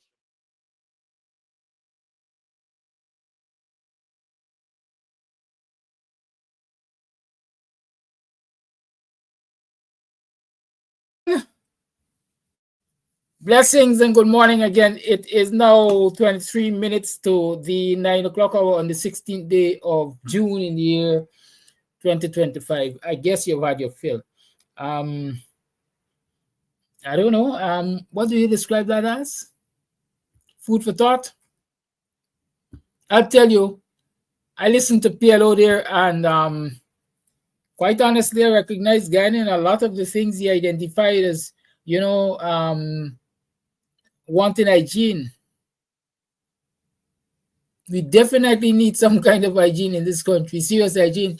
And we need to stop asking, in his last few minutes here, he talked about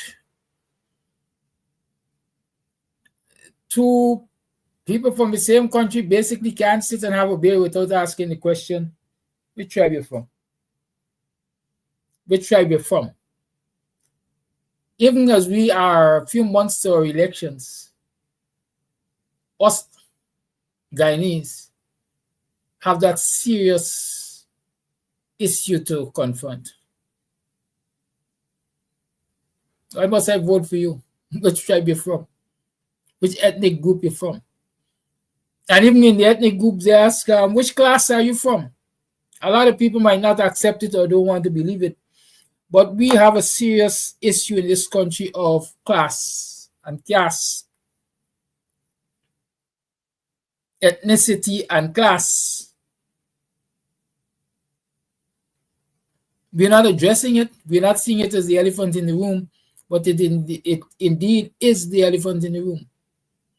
It is one of the things responsible for us not being able to form that grand umbrella of opposition political parties in a coalition to approach this next election, which is just a few months from now, because it's a class struggle.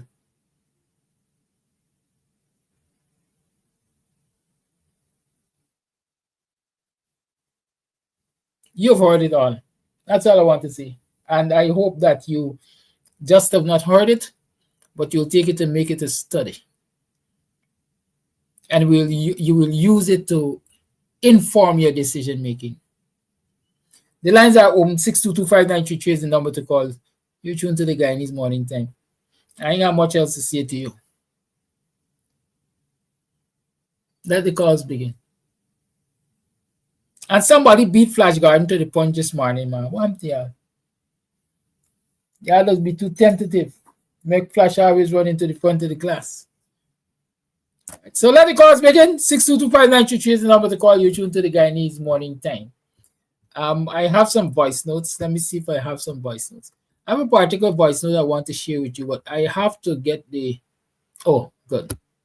I've gotten the permission of that voice note. So here's that voice note I want to share with you. All right, sorry, caller. All right, let's take the call. Leon, good morning. Morning, Mr. Kadati. Morning, viewers, listeners. You hearing me? Yeah. Hello? Good. Yes, the new name for class in Guyana is consensus candidate. That's the new name for class in Guyana. That dirty head, that dirty thing. You're not fit in because you're not of, you know. But consensus candidate is taking that name. Um, he talked about Jacob Zuma, right? We all know. Well, a lot of people might not know Jacob, how Jacob has acceded to that position. Jacob didn't really go to school. He was a school dropout, but he led the ANC as the head of security at one time, right?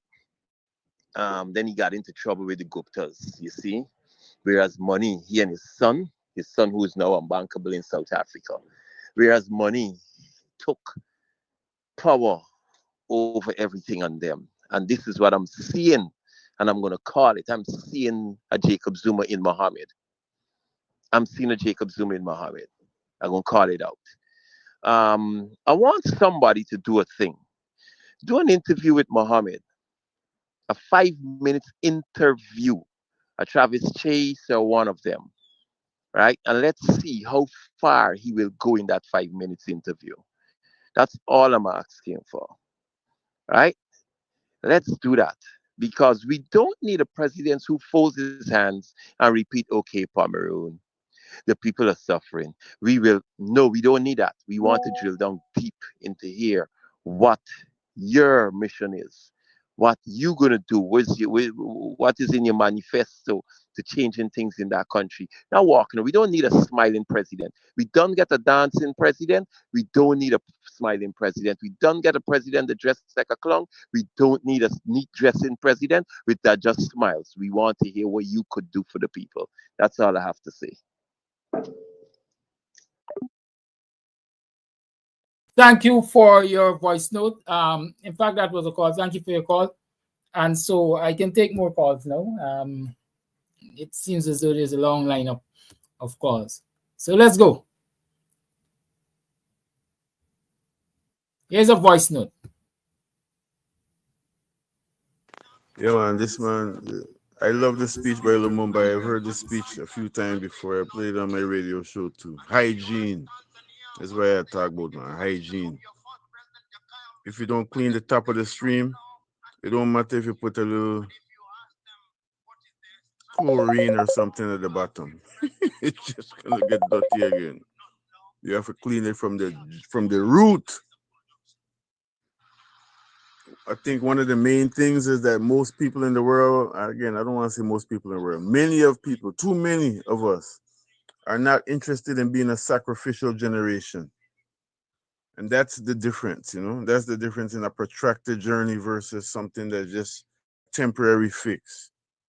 Even if people feel it's not temporary, it's just gradual, we got to start somewhere and all this. Understand all that talk there. That's the reality, though. Just look at nature, because nature gonna tell us everything. If the top of the stream dirty, it don't matter what you put at the bottom of the stream. If it look like it's cleaning up a little bit, it's gonna get dirty again real soon.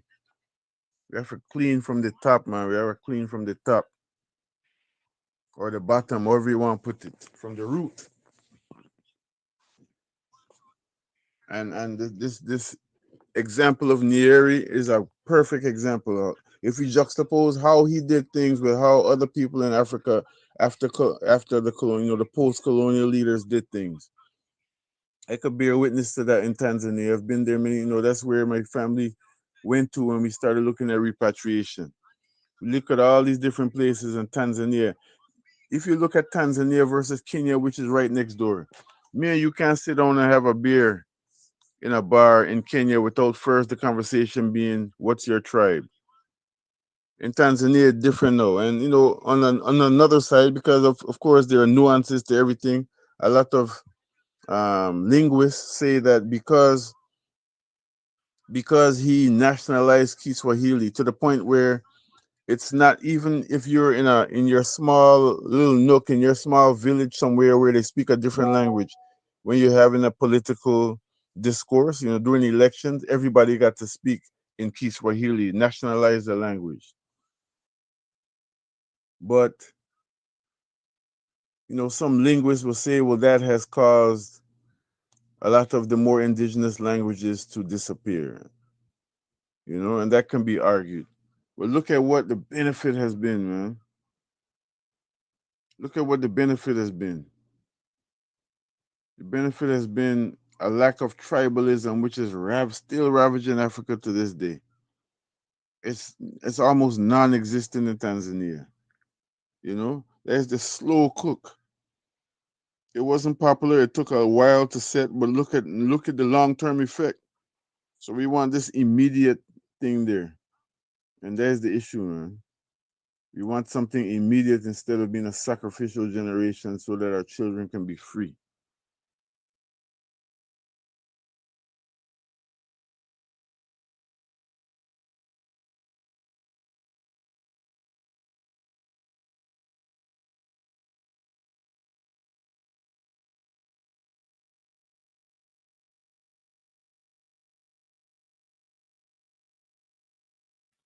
Thank you for that voice note.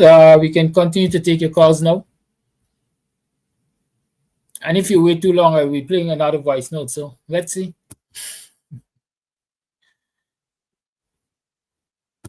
Karaki, blessings and good morning, my brother. Hope you had a wonderful weekend.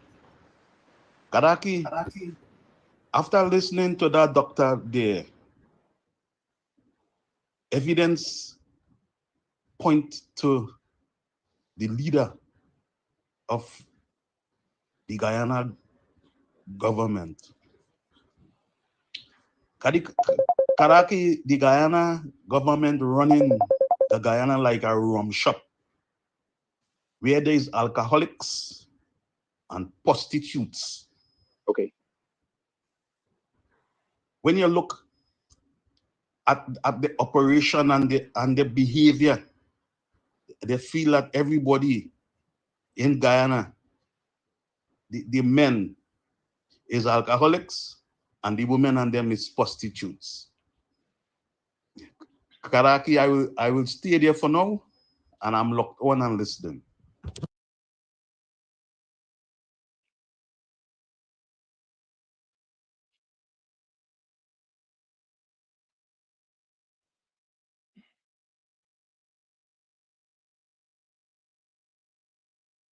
Yeah, good morning, Kadaki, and good morning to our listeners. I have a problem and a fear of this government, given the current circumstances and political climate today, from 2020 to like the present time, in regards to professionals that we produce at the tertiary level because of corruption. And I could cite one example, the gold. That's just one example. About today's topic, the PPP, right? To me, is practicing dictatorial democracy. Because for me, democracy means different thing to different people. And we're seeing it displaying out all over the world today. They go into the parliament, change the law to benefit their family, their friends, and their crony. That is what they do. When they see that the law says you cannot do this, they go to parliament, change that law so that they could thief bareface or in broad daylight. Because it's wrong. It's wrong what's going on. And we need some sanitizing of our coalition group also. There's a man that I wouldn't call no name, but you got to check the fellow out, There's a fellow in our coalition. You just know them from their fruits, what they start to speak. Listen to them when they speak, and when they decide to come out to speak, what they're saying. You got to watch people like them. Most time they end up going on the other side. And I work with my gut feeling. That fella there, we got to watch him, Don't put him in no place where you're going to be on top. Strategy, secret, and so on. Leave him down below and he's gonna feel frustrated himself and he's gonna go away. You're gonna see him. That's all I have to say this morning. Thank you. Bye.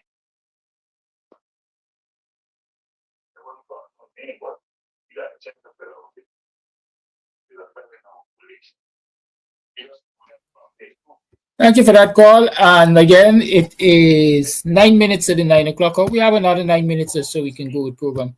And so the lines remain open. You guys can make your calls.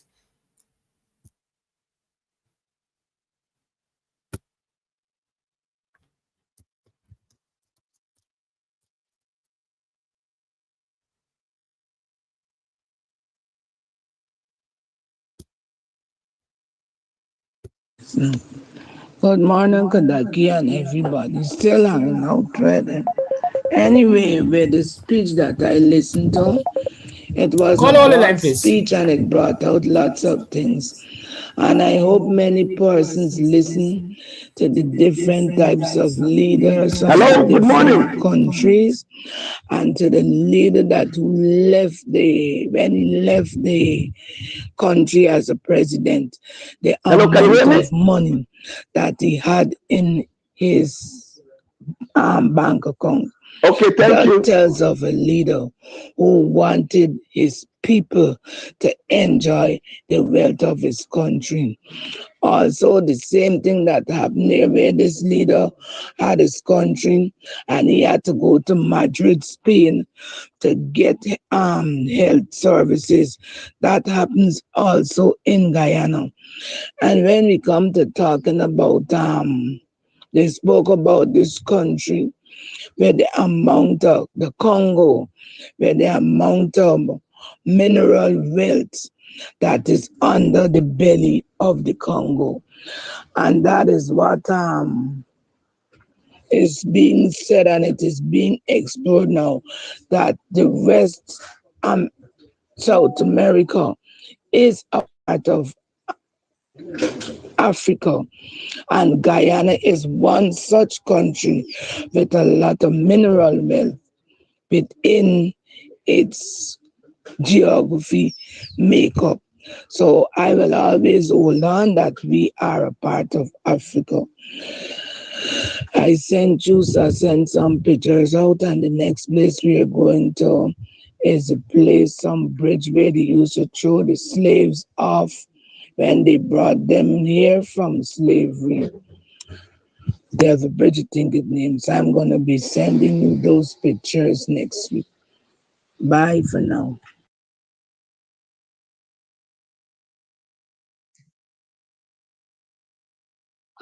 Yes, good morning to you and all my black brothers and sisters in Guyana. Happy Monday.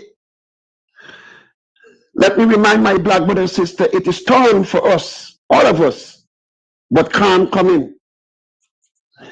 I want to thank Mr. Henry Jeffrey for his words then a couple nights ago. He said, Mr. Norton, R.B. Norton, is the best candidate right now to be president. I will rest my case with that part. Thank you, Mr. A whole politician. To the first caller, I am not going to ask for nobody interview Mohammed. Actions speak louder than words.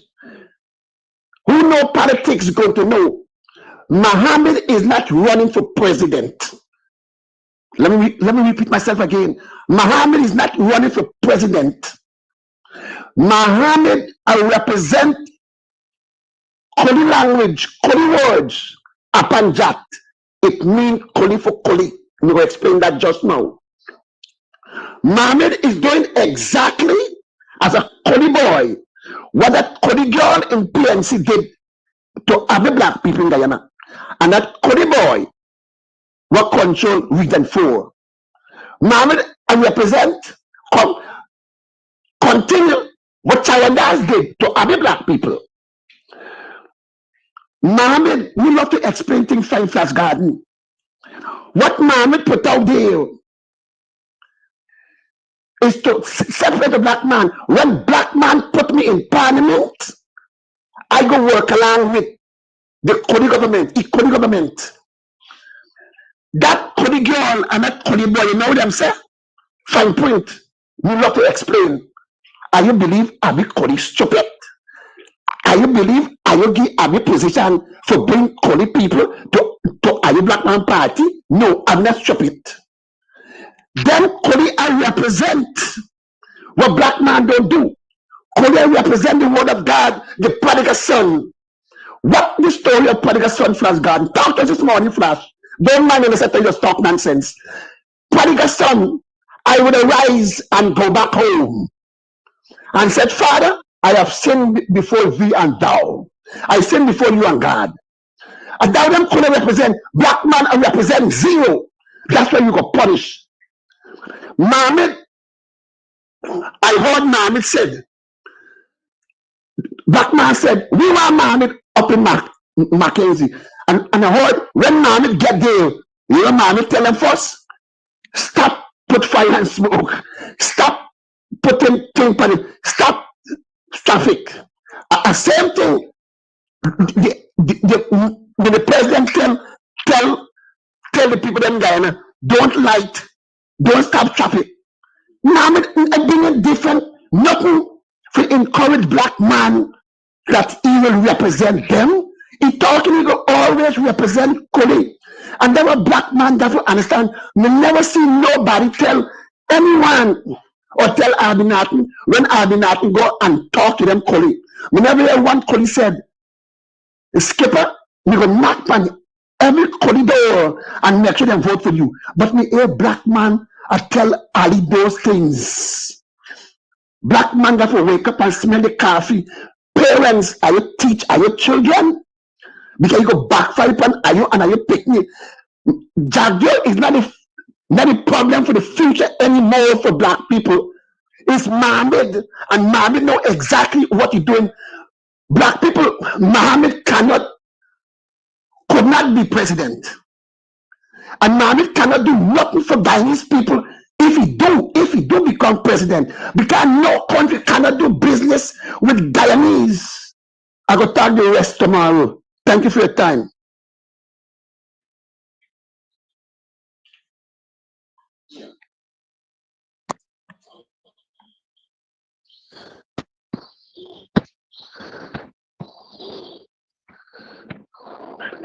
Thank you for your call.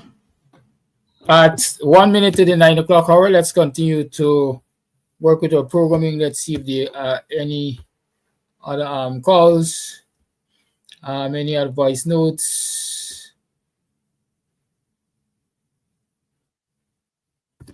Okay, good. So there are no other voice notes. If any of you would like to, I will take one more call before I take my leave of you. I think you've had a good morning. 6225933 is that number to call. And let me tell you this.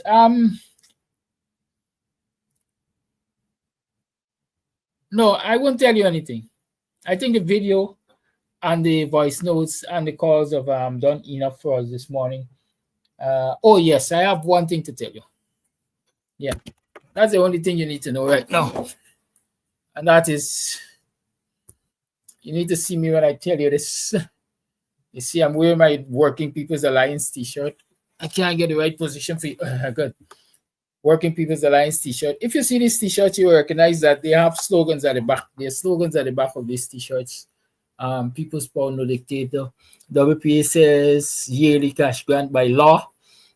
Stop the rape, abduction, and murder of our children. Vote the PPP out. Those are three slogans in these jerseys. Depending on which one you have, then you would see that slogan at the back of it. They are available from Silverlight Apparel. Silverlight Apparel. They cost $13 each. Right? So those of you who would want to don one of these, you can make contact with me, or you can contact Silverlight Apparel directly, and they will do the necessary printing and delivery, and so on will be organized. Those persons who have sent me your names and numbers, contact information about being available and willing to be trained for scrutineering, don't think I've forgotten you. Don't think I've not paid attention. I've seen those messages, and I'm saying to you, the plans are happening. So you'll get that information as to when we're going to train, and so that you can join us, and let's take the show on the road, as many of us would see. Good. It is a minute past 9 o'clock. Leon Saddle, yes, you can have one of those t-shirts. You're coming to Ghana soon, or you want it delivered to you in the US? Hit me up and I'll let you know what are the possibilities. Yes, I wanted to tell you that, yes, I went to court on Friday. And the case was called. The prosecution responded to Niger uses no case submission, and the magistrate has indicated that we should return to court on the 20th of July for verdict. Her words, 20th of July for verdict. So I guess you will look at what was presented, what was challenged, etc., etc. And on the 20th, you will decide where the case goes. That's all I can tell you. Nothing much else to say. Good. In the meantime, understand we are in an election season. GCOM is currently doing another cycle of registration. If you have to go get proxies, get your proxies. If you have to get change of address, go do your change of address. If your name is not on the list, please check the list. If your name is not on the list, you need to go get it on the list. Those people in your homes will become of age and should be on the list. Please ensure they get on the list, and so on and so forth. You don't wake up election morning and win an election. You wake up election morning and partake in an election or win an election dependent on the work that you did before. Let us not wait until the 11th hour to get ourselves in order. That's my encouragement to you. If you need any help in any aspect whatsoever, feel free to hit me up. I'll be happy to provide the necessary guidance to you. Much love. If you have ideas, feel free to hit me up. I'll be happy to provide the guidance to you. Okay? Thank you. If you're on the East Coast especially and you have an interest in supporting the WPA campaign as part of the coalition, hit me up. Let's organize how we can meet. Let's organize what role you would like to play, or what role you can play, or what role we would like you to play, and so that we can do what we have to do to put ourselves in a stronger position come elections day. Peace and love. Remember Cash App, remember Zelle, remember everything else. And those of you, my fellow men, happy Father's Day. It's never belated, because the fact is, once you're playing the role of a father, you're a father every single day, and you ought to be happy playing that role. It brings you certain joys in your heart, right? Yes. Not every time I want to discuss my children's business with you, but I think we had some good exchanges over the Father's Day weekend yesterday, today, and so on and so forth. I think they are stronger, perhaps as children,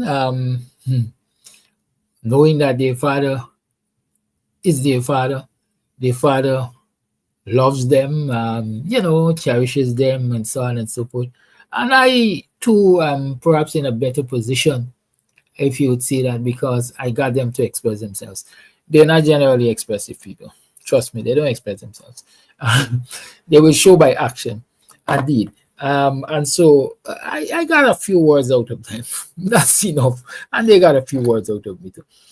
So yes, congratulations and happy Father's Day again to all of you. And let's continue to do what we have to do. Unless we prepare our next generation, unless we set the right examples, we can't be proud of what the future will likely be. Y'all have a good one. Much love to you. Peace. Enjoy the day. Be productive. Goodbye.